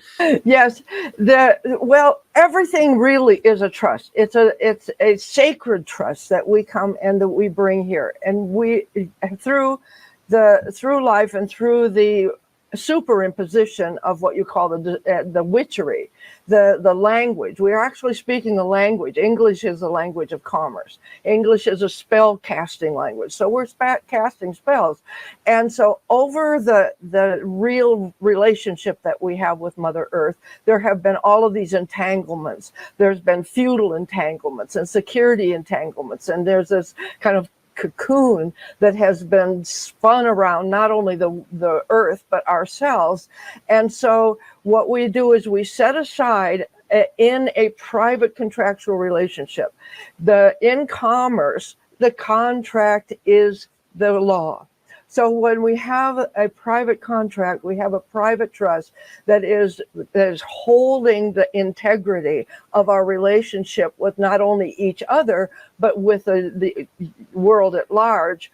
We have an opportunity to be those divine trustees, those divine stewards that bring this into manifestation. And while we tend to look at things from the corporate perspective, from that what you call the parent corporation, we're really not defined as a 508. We're seen through the Internal Revenue Service in 508 capacity, because as the spiritual expression that we are, the Internal Revenue Service recognizes that church spiritual controlled organizations are immune. They're exempt. They're not exempt. Exempt is a privilege. They're excluded from the perspective. Especially in the United States, we have the First Amendment that says that Congress can make no law concerning an establishment of religion or the free exercise thereof. So when we come in our spiritual capacity, which is what I'm very excited to bring through the Sovereign Academy, a whole level of understanding who we are in that sovereign capacity. How do we look in and bring that sacred capacity? And then what is our relationship and our standing with the world from that sovereign capacity? The first job in Tennessee is to extricate the land from those attachments, from the feudal attachments, from the security attachments, and go back into the place where the real ownership was granted originally, and basically from conquest, from the war powers. I find in the preliminary information in Tennessee, the grants were to the soldiers who they couldn't pay for succeeding in the war. And so we go back to those original grants, and those grants say we're giving full ownership of this land forever. After that those became very dormant, and all these economic and jurisdictional attachments began to attach over the land. So we extricate that, and you actually can experience a process of extricating those feudal attachments and those economic attachments honorably in such a way that we regain our relationship with ownership.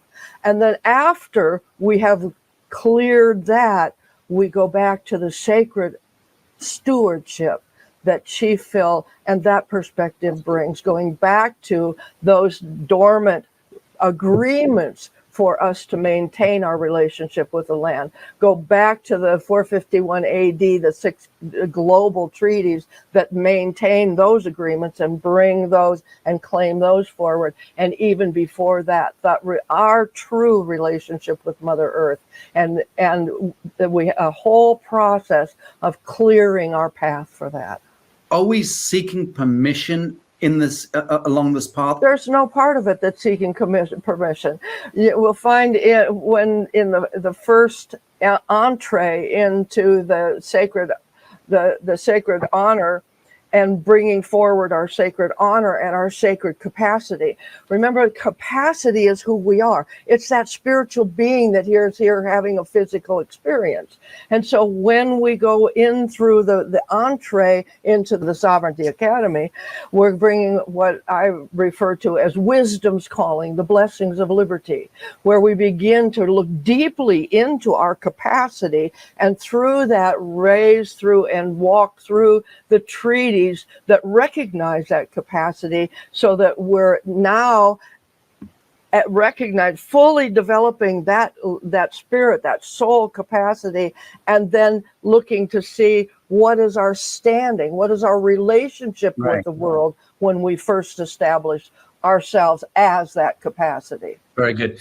So speak about national passport status within the NewEarth Micronation, for instance, or identification. And secondly, we'll talk about Be the Bank, how we claim the banking. Again, national passport status is a status. It's a relationship. How are we related to the world? In every culture, we have a status and how we're related. We have passports. And in certain ways, we have defined ourselves. By our application, we have entered into whatever relationship we're seeing in the standing in our relationship with the world.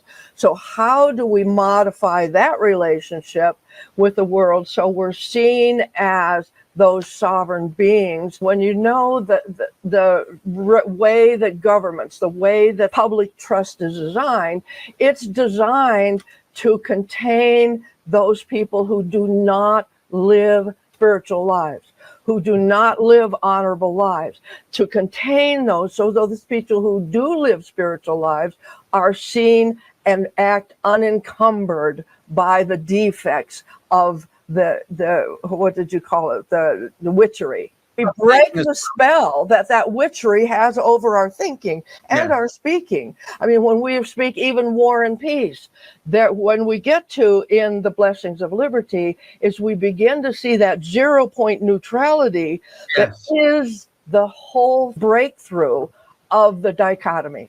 Be the bank. What does that mean? You are the bank, you are the gold. All this, we look at gold, we look at the assets, we look at the land, we look at all those things, but I will tell you, nothing in this physical domain happens without your energy. Your energy is the gold. You are the energy behind any economic venture. And so in the outline that I've got for the whole curriculum, it's not just a course into the Sovereign Academy. It is a whole curriculum, not only of discovering, going deeply in yourself, and even looking at your speaking. Are you speaking those war powers that we've been designed? We've been designed through a very careful formula to bring war powers into the world through our speaking, through our thinking, through our divisiveness. And when we realize that and we look deeply, 10 weeks of the blessings of liberty, the biggest part of it is observe yourself in the process. How are you speaking? A lot of people over the years have really admonished me because they say, oh, we're just bantering semantics. But I am not bantering semantics. I am changing the spell that's being cast in the world. Exactly right. And that's the seminal piece. Law of nations. What is that? Why is it important to have some comprehension of law of nations? And where does it take us? Do we have to treaty with the world at large once we establish ourselves as a fully allodial titled micronation? We can, and treaties can actually be engaged between locations for the new earth. And what we do is, when we understand who we are in that sacred capacity, and we come forward in that sacred capacity, we're protected under the Law of Nations. Book 4 of the Law of Nations is all about the protection of public ministers and the right, and the even the Army Field Manual 2710 is about the military protecting our free passage through occupied territory. And when we understand that all of us have lived all of our lives, I don't care where you're on the planet. Well, I've seen now some places that haven't been infringed by being in occupied territory, but few places on the planet are not living in occupied territory. But when you become that sacred entity that's protected for free passage through occupied territory, you change your standing with the whole world. Beautiful, beautiful, absolutely beautiful. Well, I think, Marsha, I think that's a pretty fine introduction to this piece. I know that the Sovereignty Law Academy that we launch in October this year, that's the plan, 1st of October. I know it's going to be oversubscribed. You're going to play the seminal role in that. You mentioned when we first met about the corporation soul, and that's something that you're going to be speaking to, I believe, in the coursework. Can you, just before we wind this section up, just speak about that? What is a corporation soul? A corporation soul is a religious organization. It's a structure for expressing yourself in the world in your sacred capacity, and it is based on motivated to bring your soul essence into expression in the world. It's a way of looking at yourself and be seen in the world as a religious expression. This is really the intersect and the dovetailing of the fulmination of all of our life's work. I mean, it's all a singularity, isn't it? Absolutely, absolutely. And we've just merely touched on the outline that I have, because I've got different classifications. And this is really the self-discovery we've talked about. And then I've talked about self-mastery. Now, how, once we've discovered ourselves, how do we master that and take it out into the world? And then how are we competent in this? This is not a collapse. It's a transition. Yeah. It is an expression of our souls coming fully into fruition.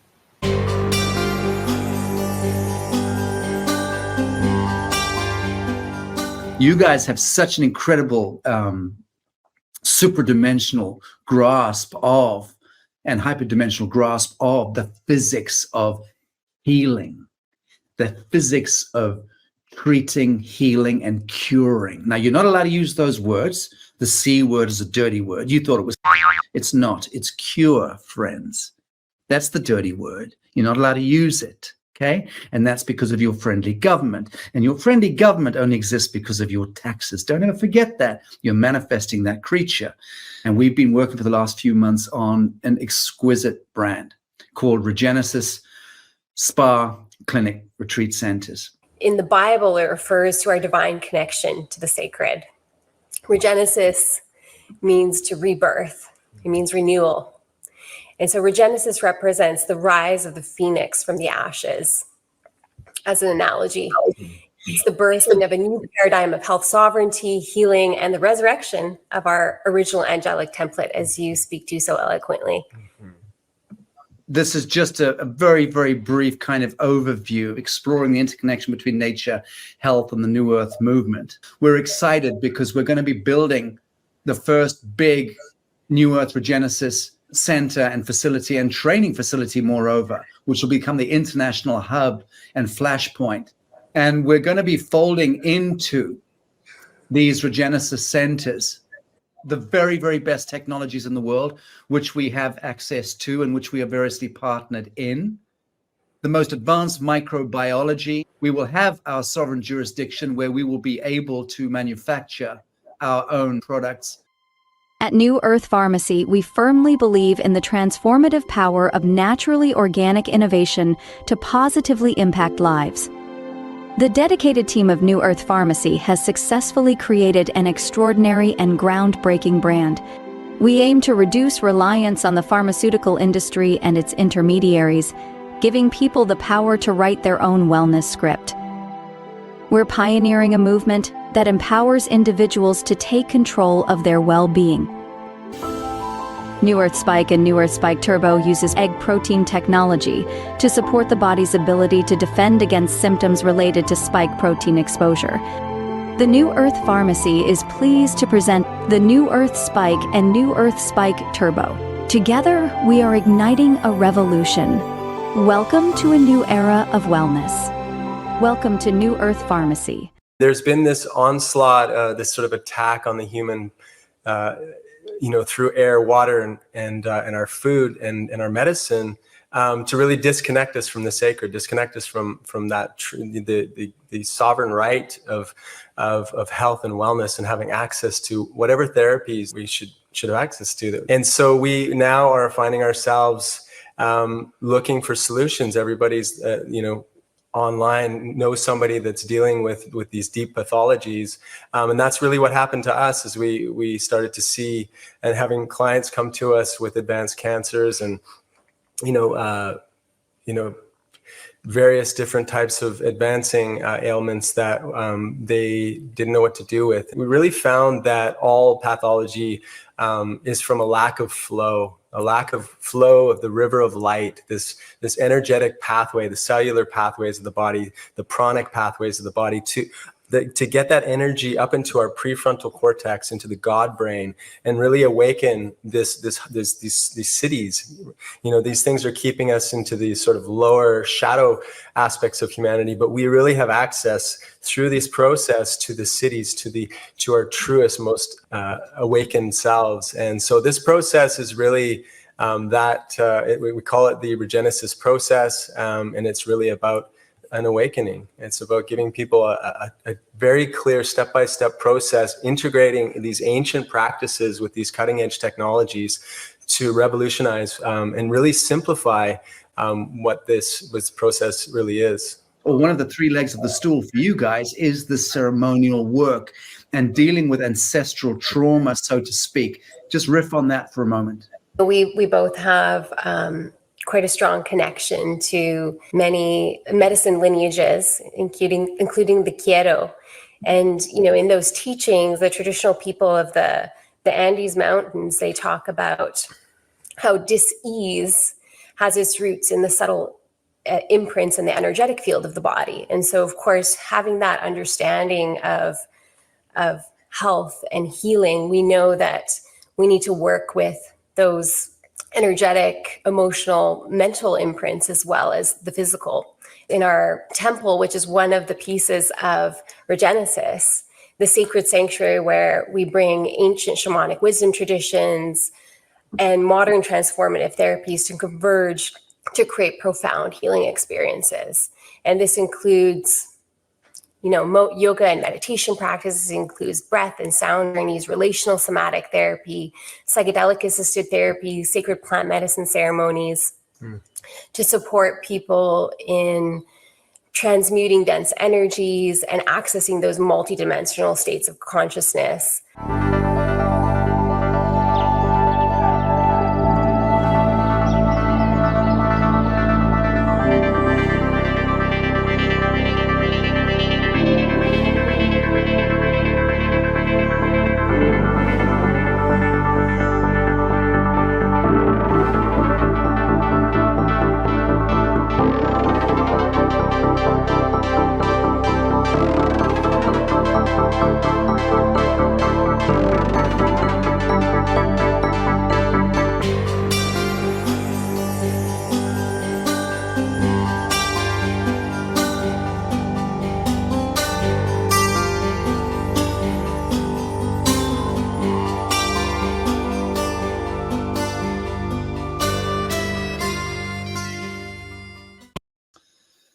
Friends, thank you. Thank you for your forbearance there. I hope that translated well across the airwaves to you all. I saw most of it here in South Africa, and we didn't have much interference. Let me bring on here.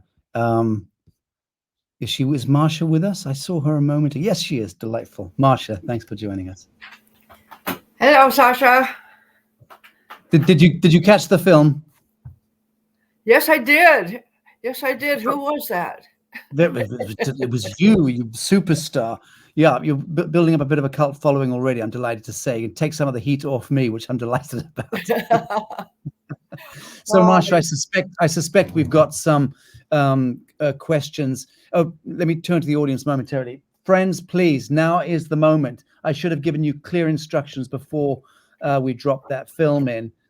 Put your questions in now into the comments. I'd prefer it if you didn't just comment arbitrarily on stuff. For those of you who have questions, please put them in right now. And we've got the crew filtering, checking those questions and throwing them in front of us. I'm just going to bring Sky and Anahita back on, and Raven and Luna and Erica. Okay, I think we're pretty much here. Dr. Manelli is missing in action.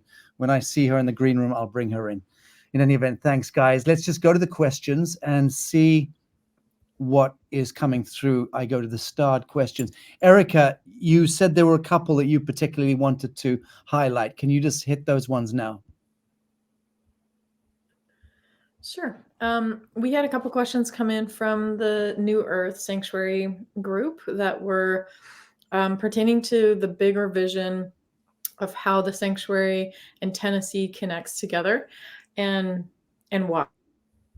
And so I just wanted to maybe make a comment or share that the sanctuary in Mexico is really the grounding of your vision as far as creating the NewEarth Nation all around the world, other locations, everything. It's like that project is the beginning, like starting point. And the seed is where we're going to be able to test out all of the amazing technology, the agriculture, the building, the design, the architecture, the flow. We have some really interesting systems that have been integrated into the design of the homes.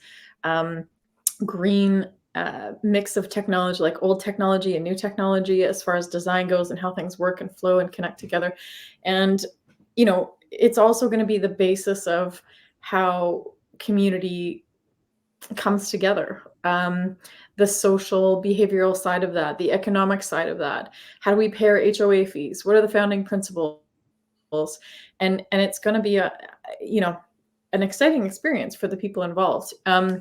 Not to mention the seed is sort of, you know, the next phase of that, the celebration of that is going to be with the phase 2, which is alpha, where we can take the smaller scale of that vision and amplify it to the next steps in Mexico. So that's really exciting.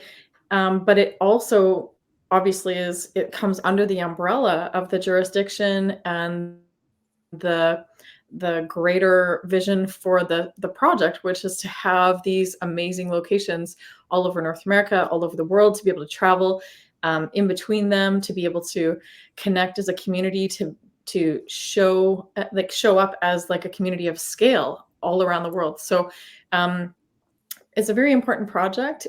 And it does fit under the umbrella of what we're creating with bringing all of your initiatives underneath this sovereign space, which is being anchored in Tennessee. We're unable, you know, Tennessee is the best place. The United States is the best place to do that, as far as what's possible with what Marsha does, and then to create a space to bring the ITNJ, the pharmacy, you know, the Mexico Sanctuary all into that jurisdiction together. So that was one of the questions that had come up, and yeah. Well, just to touch on that again, you're absolutely right. It's a scalable algorithm, so to speak. I mean, this is only going to grow in direct proportion to the degree to which people gather and muster around this noble objective. And if just to use my own parlance momentarily, if people are too chicken shit to get off the sofa, and I do mean that, and to strike out of the front door, then we remain captured slaves. We remain indentured chattel for life. And that's been our bit for many, many generations. I think enough people are awakened to the fact that, especially in light of the last 3-4 years of COVIDiocy, which was really the most perfect play out to demonstrate to us our own captivity, and the degree to which each of us have permissioned our lives to be captured by satanic elements. And those of us who haven't learned from the last 3 to 4 years, well, certainly won't be watching this broadcast, so I'm not too concerned about them. But it is about a scale, and it's about how many people gather around. Once we've established the Tennessee jurisdiction, we absolutely intend to syndicate this across the United States. And by that, I mean in 52 states, across the whole of America. And that, to me, is the priority. The golden ticket is not exclusively for America, but it will be initially, because for the reasons I've already expounded on earlier, America is situation critical. It's ground zero for the planet and for, in my view, for the galaxy. I think it's so important we get this right. Once we've done America, I think we can franchise or syndicate this on around the world. I can tell you I'm here in South Africa. I've been offered land almost every second day I've been here for the last 3 weeks. I'm being offered land. Inordinate amounts of land, incidentally. Huge land holdings. People are so eager to uptake this project here in this part of the world. We can do it in a different way here, but the priority has to be piercing that corporate veil. And doing this extraordinary work that Marsha and the law team are leading us with, which is really taking us back to the atonement and absolution principle being fully activated as we reconvene with the soil. The horrors of history have to be acknowledged. The doctrines of discovery, the crowns of Europe and the Vatican crimes have to be acknowledged, but not just acknowledged on paper or intellectually, have to be acknowledged in the blood song. Again, we have to do the redemption. How the devil do we imagine cancers proliferate? They're carried through the blood. All ailments are carried through the blood. Unresolved psycho-emotional entanglements and stories and traumas. That's what I mean by atonement and absolution. And I'll keep saying it until everyone screams that from the rooftops, because it is the seminal piece. There is not going to be any emancipation or enlightenment or ascension until that piece is dealt with. But it's the piece we're most unlikely to actually deal with, because humans don't have a predisposition to leaning into the song of their blood. They've been mind-fucked into thinking that time is linear and that we're looking to the future. We've always got to build on the future. We've got to, seed children and create a better world for our grandchildren, all of that delightful nonsense. No. You must not look to the future, nor must you look to the past. You must look to the immanent present, and that's where the absolution and the atonement takes place. In any event, I'll stop on that piece right now. The next question, Erica, there were 2 questions I think that you were going to raise. Was there another one, or did you cover that already? Yeah, actually, sorry, I just had to look back at the notes, but it was around if the NewEarth Sanctuary group and investors in that realm have access to things happening inside the golden ticket. Yeah, so I just wanted to sort of restate that always from the first moment that we began this journey in a few years ago, that was one of the big promises that we made to people, that by becoming part of this community, you are having access to all of the things that is underneath this umbrella. And so, of course, the NewEarth Sanctuary investors will have access to the Sovereignty Academy, to the benefits of things happening inside the golden ticket. There will be obviously shared things that are happening in both places at the same time. But as much as we can do, the golden ticket, there's only 1,000 positions inside of the Tennessee project. So if owning land inside of the Tennessee project is something that NewEarth Sanctuary Mexico people are interested in, then the best thing to do is to also buy a golden ticket. The Sovereignty Academy specifically will be shared. We're going to invite NewEarth Sanctuary people to participate in that journey, as well as the health kits as well. As much as we can, we'll be golden ticket members will have access for free, obviously, where we can. And also looking forward, we will try to do the same for sanctuary investors, but there may or may not be a cost associated with different offerings. But always the information is there, the resources are there, and all of the opportunities are there as well. Very good. Thanks, Erica. Marcia, could you just kindly just explain or just describe what the introductory coursework is going to be covering, and why coming at law from that sort of spiritualized perspective is integral to people understanding themselves and their relationship in the world and with the world? Well, most of us have grown up in an environment that has been motivated by war and commerce. And as a matter of fact, when you go back into history, you see that armies were raised to protect trade routes. And that we're immersed in this global flow of thinking that has to be, that's commerce. And we don't realize those attachments, and we don't realize that we're just kind of trained down what I call trained down the tunnel with no cheese for these workaday jobs, and giving our energy to a system that we're pretty much even don't even know it's there.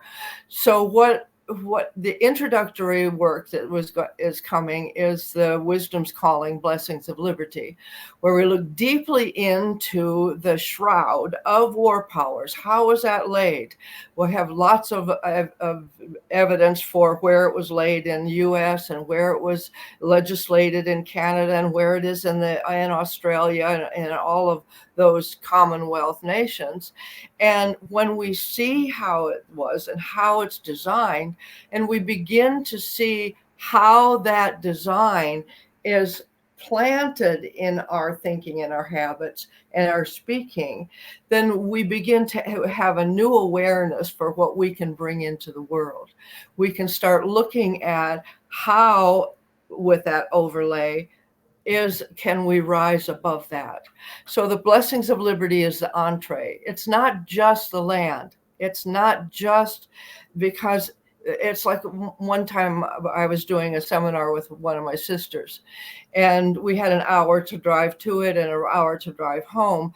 And on the way home, I was kind of miffed. And she says, "Well, what's going on with you?" And I said, I think I'm going to quit going to these seminars because I'm so tired of hearing these seminar directors saying, "Oh, rah, rah, rah, this is unprecedented results. This is we're getting," and she said, "Marcia, stop. I've never heard that. I did that seminar before. I'm just reviewing it with you. The people in seminars I go into don't say that. Would you realize that you have something to do with it? You being there makes a difference."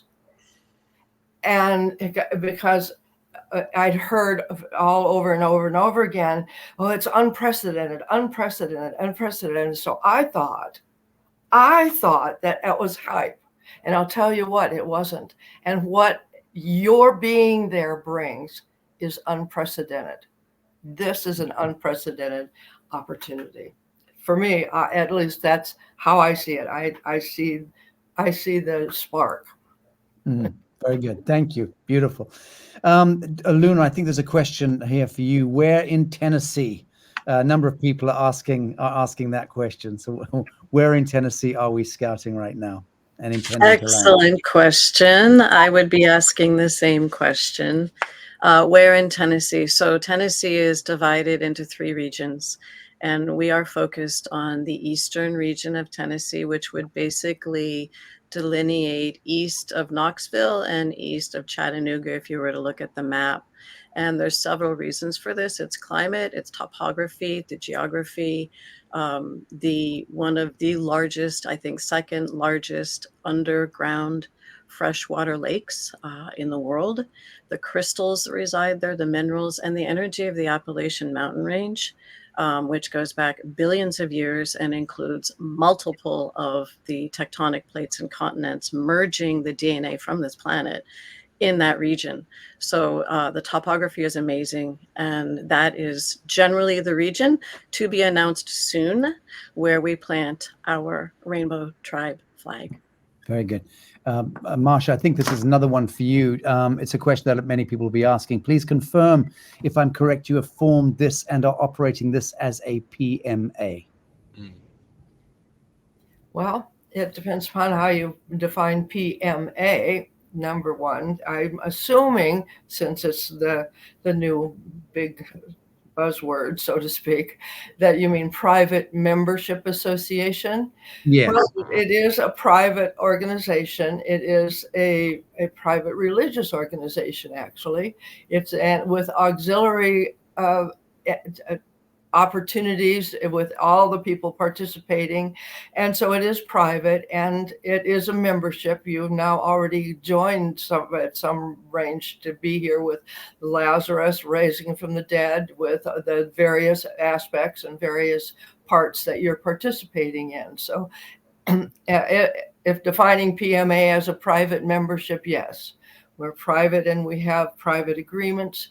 The reason I say that is because in the world of corporate, we could say PMA, and it could be a public membership association, which would then be defined as a limited liability company.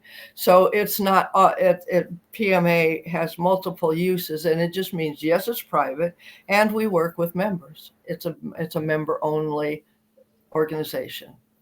Very good. Thank you. What about the weather? Isn't that location in Tornado Alley? Well, I can't speak to that, but what I can speak to, because we've covered this in the Lazarus symposium on the initiative over the last few years, it is crystal clear that humans drive climates. Bad weather is driven by humans. we're two kinds of humans. Humans doing bad dreaming on the one hand, and humans conducting mischief in the military industrial basement on the other hand. So when you talk about weather modification, well, the cat's out of the bag there, but I do believe that that's standing down. And I also understand that Tennessee has strictly verboten geoengineering moving forward, which is a very good indicator. Again, another good reason why Tennessee is on our radar. There's a question here, Sky Anahita, I think probably best suited for you. Will you have an interim spa location on the ground prior to the groundbreaking of the eventual master plan structures in order to get the healing center up and running ASAP? Well, I'll give you the cue to start this response, which is that the very first thing we do build is going to be the Regenesis Spa Clinic Retreat Center, which will also be, in a sense, I guess, the reception lodge for the Tennessee project. But please riff on that. Gotcha. Yeah. Yeah. So to answer that question as best we can, the first phase 1 clinic will be in Bacalar. We were looking to be operational in the new year in Bacalar, but in Tennessee, we're just as fast as we can get there on the ground. We want to be able to support and help people as quickly as possible. But we don't have exact dates on that, obviously, at this point. But we will be operational in Bacalar in the new year. That's all I can speak to that at this moment. We want to be helping people as quickly as possible. Indeed. Indeed, and we've all seen that as a major priority, and redemption of our mRNA, DNA, redemption of the intervention of our DNA. That's the critical piece right now, and that's why we launched the NewEarth Pharmacy in the course of this last year. That's why we're advancing the reason why I'm in South Africa is to advance the relationships with the breakthrough technologies that can drastically or radically heal humanity. So it is a priority for us, but turning the key on that build in Tennessee, the very first thing that gets built will be the clinic and the spa. It'll be a visitor center, but dispensing these technologies, dispensing these microbiological formulas, dispensing the knowledge as well. I mean, part of what Sky and Anahita have been developing is a very comprehensive breakdown of how we retrieve our health in a fully weaponized environment, which is what we're facing around about now. Okay, next question up. It says, what is the membership timeline limit? Erica, would you answer that one? Or is Dr. Manley back with us? She is with us. Sorry. Okay, I just brought it back in. But Erica, if you can answer that one, it says, what is the membership timeline limit? I'm not quite sure what the question means. Me neither, but what I can say is maybe it has to refer to payment, or or something like that. So there's no expiration of membership. Like once you become a member of the community, you just are until you remove yourself, until you choose to remove yourself. But as far as payments, some people have been asking to maybe, pay $5,000 or don't, break it up into a few different payments. And just because the Sovereignty Academy begins in October, what we'd like to do is if people are breaking up their payments, once we receive the first donation, then we'll open up the membership to you. You'll have access to the back end, but we won't assign you a ticket number, which is important because same as the sanctuary in Mexico, the ticket number will define the order that we release opportunities to. So once there are parcels for sale, we'll go to ticket number 1. Okay, and then we'll go down the list. So, so the ticket number will be assigned to you once the payment in full has been made. Very good. It says here, Tina's asking, once a family pays the $10,000, will there be more to pay at a later time, Tennessee location? Well, I'll kick this answer off. The $10,000 is, it fulfills multiple functions. It's your pioneering membership. It is your stake in the ground. It is something which, correct me if I'm using the wrong terminology here, Erica or Dr. Manelli, that can be discharged against your eventual. Am I using the right language? Yes. Yes. Yeah. Okay, I don't want to say something that gets this video stripped off, so I need some help here. So yeah, are we allowed to say that the $10,000 is can be discharged against investment coming into the land? Sold. Yeah. No, that's a yes. Yeah, it can be used as a deposit. Yeah. There we go. Yeah, so it can thank be you used as a deposit. All right, so it comes in as a deposit, which is a very significant piece of that, because most people are wanting to hear that. They're wanting to hear they're putting $10,000 in, and it's effectively a deposit against their what the home that they're going to have in the sanctuary. They're also getting, as we mentioned earlier, the Regenesis Lifesaver kits.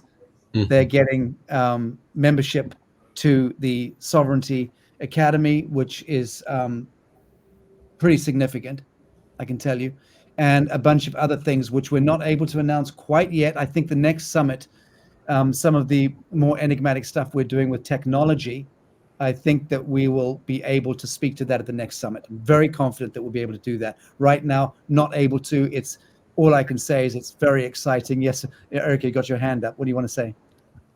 Yeah, sorry, I just want to just get one idea across to the group, which is the $10,000 is not connected to the land or the membership, or like if you consider that the $10,000 is a donation you're making to become part of a community, that would be great. And then what we do is bring you into the community with a private membership agreement, and then we issue you a golden ticket as being a ticket holder inside of that community. Like Sacha said, that $10,000 can be used as a deposit against land to purchase later on when we acquire the land and we're issuing land claims or however we're going to do it. But if we can just separate those two things as like value for, that would be great. Mm-hmm. Very good. Someone here is asking, this is a great question.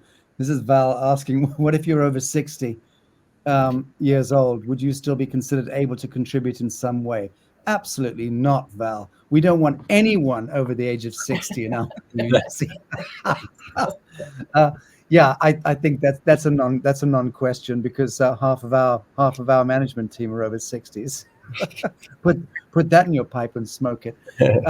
Obviously, age is not an issue here, and yes, everyone can contribute something. But again, this is initially it's a money raise. We're having to do the raise. We could have launched a GoFundMe campaign and done it other ways. We're doing it this way. We want to contain this whole process, and we want to learn through this process. We want to share this process with as many people in the world as who wish to share it with us. And I can see the audience keeps mounting on this broadcast, which is always a very, very good sign, incidentally. It's very rare. Normally the numbers start peeling off after an hour, and we just keep building.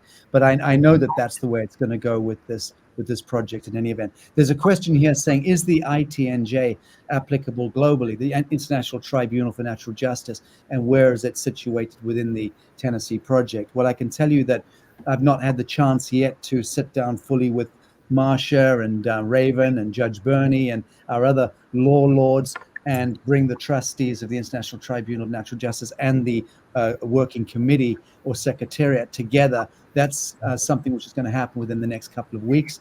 And yes, indeed, we are beginning now to consolidate the position of the International Tribunal for Natural Justice, finding its first bricks and mortar court, so to speak, or theater, if you prefer, in Tennessee. So we do intend to headquarter the International Tribunal for Natural Justice and its sister organization, which is being set up right now, the World Hereditary Council, the WHC. Both of those will be announced in September. The disposition or the status of both of those will be announced in September relative to the Tennessee project. So I hope that answers the question. And finally, a question, are we planning one in Canada? Again, just to repeat, yes, but America right now is the priority. We've got to pierce the corporate veil there, and that's because Washington District of Columbia, albeit a hollow vessel roundabout now, really in the last 4 years, it's been a hollow vessel. All you need to look is at Joseph Biden and Kamala Harris's sock puppet show to recognize that we're dealing with something which is not really there. It's just not. It's part of the I think Marcia was a lot more polite than I am. She said it's not a collapse. It's a transition. And that of course is the correct way of looking at these things. Not to be, I'm too sardonic, too sarcastic about these things. But it is a transition. But when you look at Washington D.C. right now, and nothing's happening, and there's nothing really going on there. Congress goes through the motions, and the Senate committees go through the motions. But everyone knows that we're living in a satanic theater controlled by satanic, which has hitherto been controlled by satanic icons, which have been interposed into the theater of Washington, D.C., and that the tax fleecing of billions, nay, trillions of dollars of tax coin over generations has been sequestered into the basement, which is shared between the City of London, the Vatican, and Washington, D.C., with Switzerland acting as arbiter in that sense, or as the clearinghouse. But the point being that those trillions of dollars have been pumped into black operations budgets, into amping up a deep state, the weaponization of the entirety of this earth through threat and coercion and manipulation. But the threat is the baton, is the taser, is the gun, is the nuclear missile, and the tanks. And it's always been thus, or certainly in the last century. So that's the role that Washington District of Columbia has played, establishing a hegemony through the thrall of fear over the whole of humanity and butchering scores and scores and scores of countries, desecrating cultures and faiths all around the world in the last century. So that has been not attributable to the good people of America, but to Washington District of Columbia, quite separate to the people of America. That's why we make the distinction that we're talking here to Middle America. We're not speaking to the CIA. We're not speaking to the FDA. We're not speaking to the IRS. We're not speaking to Washington, D.C. Those are in dishonor. They are dishonorable. They are hollow vessels. We speak to the living. Marcia, have I got some of that right? Oh, you've got it right on the nose. They're empty. They're empty in our world of reality, and we're bringing Lazarus to life. We're raising our spiritual competency. Beautiful. Thank you. Well, I think I'm pretty much done. My eyesight is flailing. It's approaching the witching hour here in South Africa. Luna, you have a question? Unmute your microphone. You've got the floor. I am unmuted. Thank you, Sacha. So first of all, I have been interacting with multiple people that are golden ticket holders already. So if I've looked distracted, that's why. And I just want to shout out to a few of them. And I do have a question that I want to answer as well for them. So Stacy, Michelle, and Sarah, who was here, Devlin, Vicky, Glenn, Felix, Dottie, Stefan, and quite frankly, my almost 90-year-old dad is also here in support, Sacha. So I love sharing that. And it's very, very special to me. Well, So, we love 90-year-old dads, don't we? right? I feel so very, very blessed. Okay, so now I wish to move to one of the questions, which is beautiful, and this comes from one of our golden ticket holders. And it is, will there be a reach out to the golden ticket holders with a list of committees to where we can join our hearts and contributions of our time and participation in creating solutions? And easily the answer is absolutely. This is our Unity Rainbow Tribe. This is our community.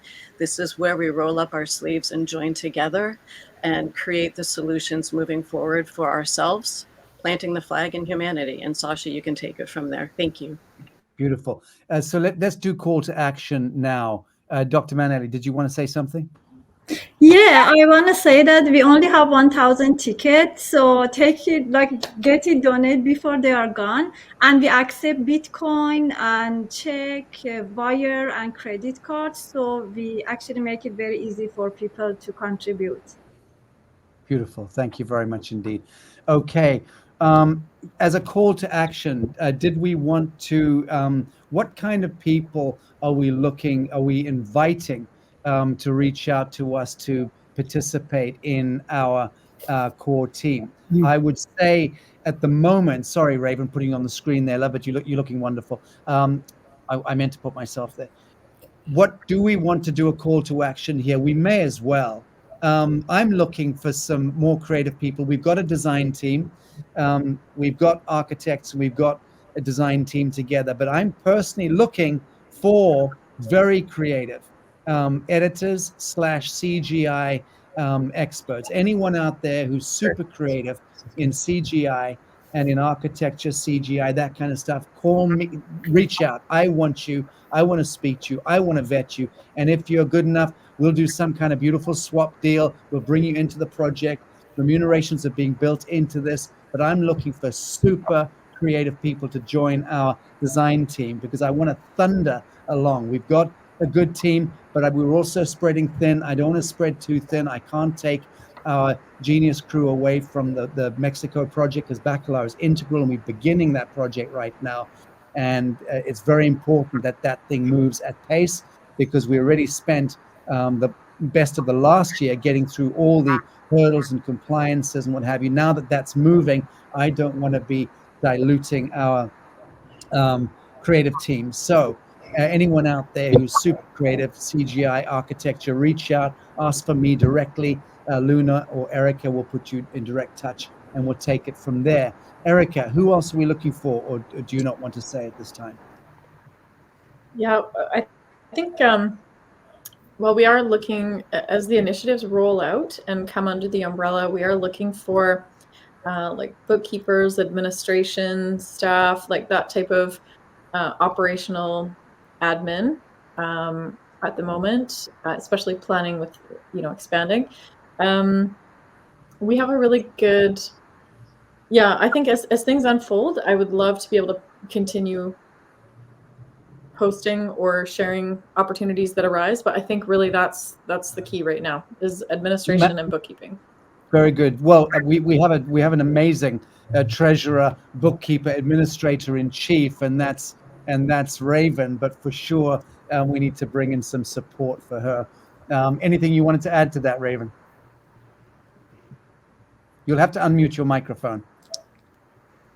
I think you said that very well. Manly and I do need that support very much so. And I apologize that my picture or whatever's going on, we're going to get a big storm here. It looks fantastic. No, thanks, Raven. Manelli, did you want to add to that on this call to action? Yeah, I mean, for administration, if we can get some support or some people are interested, that would be wonderful. I have a feeling that Anahita has something to say. Good feeling. Yeah. Well, I mean, in regards to a call to action, we also are looking for people to fill the Regenesis guide role, as we move towards offering our retreats in Bacalar and in Tennessee. So really it's anyone who's, in the world of health and well-being. It could be medical doctors, naturopaths, nurses that are, have a background in allopathic health and are really wanting to step into a different way of offering their knowledge and their skills, but also people that are in the non-allopathic world as well. Therapists, just really anyone, nutritionists, health coaches. So we need a lot of support in running these retreat centers. So anyone who's interested in stepping into that, we'd love to hear from them. Right. So what we should do is on the goldenticket.com website, we should put up a call to action section. If there isn't one already, correct me if I'm wrong, because guys, I haven't actually looked on the website, but what we will make sure is that we do have a public notice board, so to speak, and put call to action out there, because also with Marsha and the law team may also require some more support in establishing the work that we're doing with the Academy. There's going to be a lot of activity with the Sovereignty Academy. So this is the perfect time for you folks to reach out and get in on the ground floor if it appeals to you. People are asking how much it might cost to live in the Tennessee community, and someone else saying, can you give us an idea what the whole price will be, please? So that's not the way this is working. Essentially, we are doing the initial raise, which we're doing right now. Then we are dropping the land, dropping money into a land acquisition, beginning the process of bleaching the soil, so to speak, as we spoke earlier, cleansing the federal liens and all the ancient treaties off the soil in order to reconvene that pure relationship with the soil and have that full jurisdiction established, and then immediately partitioning the land and then putting those plots out to golden ticket holders.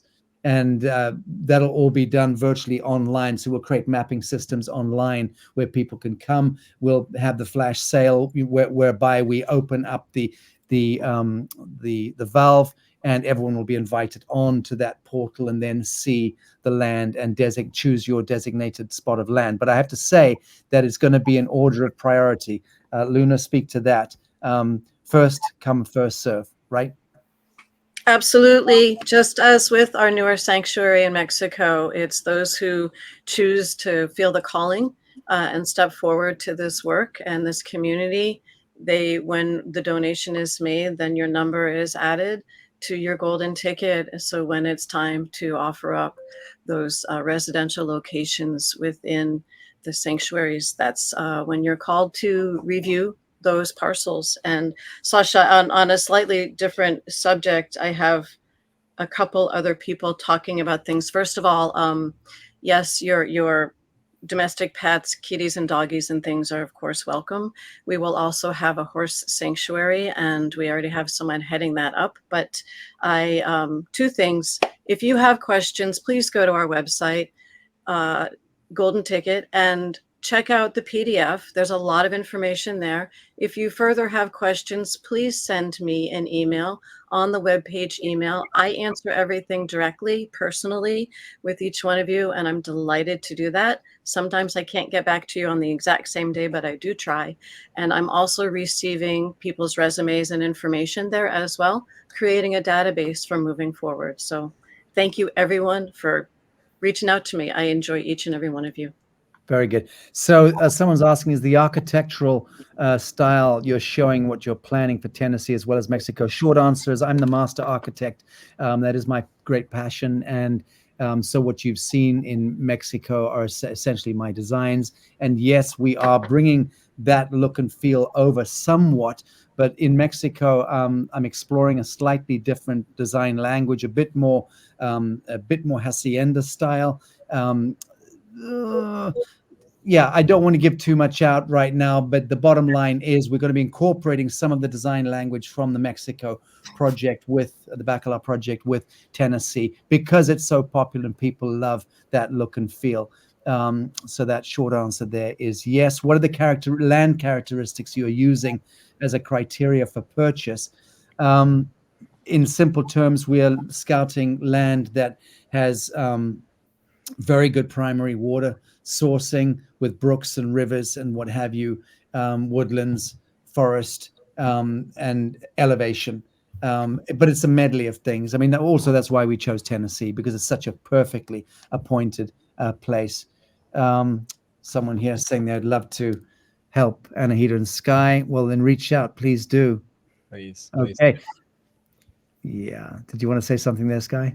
Please do. We wanted to just shout out to the all of the kind of early adopters that we met down at NewEarth Sanctuary in Mexico, and what we learned there is that this community has so many skills, has so many things to offer, and we really want to invite and enroll everybody to participate in this project, because it's really going to take everybody. And we'd also love to just speak a little bit to, if you're open to it, Sacha, to the what we put together. I was just thinking about that question earlier, and we are getting so many calls. We actually just got off a call with somebody right before the stream started, a woman that's dear to us, and her daughter, she's 14, with turbo cancer, and so if there is anyone out there that's needing some support right away, that's really why we've created these kits. They'll be used also in our retreats to kind of lay the groundwork, get things started for people so that they can start turning things around quickly. So we do have some options and some support that way right away for people within the community. But if you have space, we'd love to just speak to what we're putting together a little bit, if that's okay, Sacha. Very good, thanks. Let's make Sarah famous. You want a money-grabbing cult to come to the UK? No chance. Well, Sarah, you see, there's always one. There's always one. But I just uniquely toxic comments, Sarah, and you really ought to be ashamed of yourself when you can sit for, I guess you've been trolling us for the last couple of hours, but when you can see a bunch of good humans, and a bunch of good humans look something like this, incidentally, not dissimilar to this medley of Adamites over here. But when you have a bunch of good humans coming together in service to do good things in this world, you ought to open your arms and embrace them. But I guess you need to scuttle off back underneath the rock from whence you emerge. So goodbye to you, Sarah, and good luck, darling girl. What a beautiful initiative. Thank you. Beautiful comments coming through from so many hundreds and hundreds of people. I think we're going to wind it up there, friends. We've been 2.5 hours, which is half an hour longer than initially planned. So I'd just like to thank Dr. Manelli. Thank you for joining us, Manelli, and we'll see you on the next summit. And I'll be seeing you, I dare say, in a golden ticket management meeting in the next 2 days or so. But thank you for joining us today. Thank you, everyone. Bye. Sky, Anahita, thank you. Thank you. Good to see you. Oh, good. Luna, thank you, Luna. Happy to be here. Erica, thank you for being here. Bye. Thanks, guys. Thank you, Raven. Thank you. And Marsha, thank you very much indeed. Thank you all. Thank you very much. Okay. All right, friends. Just popping my beloved colleagues into the green room, and we're going to wrap this up now. I also want to thank Joanne for anchoring the production at very short notice. And to all of you who've written in, I said hundreds. What I meant was thousands of comments. It's very, very endearing to see that, and we'll make a point of going through these comments. Main thing is this: go to NewEarthGoldenTicket.com. That is the website. And knock yourself out there. Check it out. You can download the PDF file that's available there. You can acquire your golden ticket there. And you can also reach out if you want to contact me or Marsha or Sky, Anahita, Dr. Manelli, Luna, Raven, any of us. Just put our names in the subject line and send a message through to the contact point. And that, friends, ends today's broadcast, and we will, without any doubt, have another summit in the course of September. So wishing you all a delightful end of your day. Bye now from Southern Africa.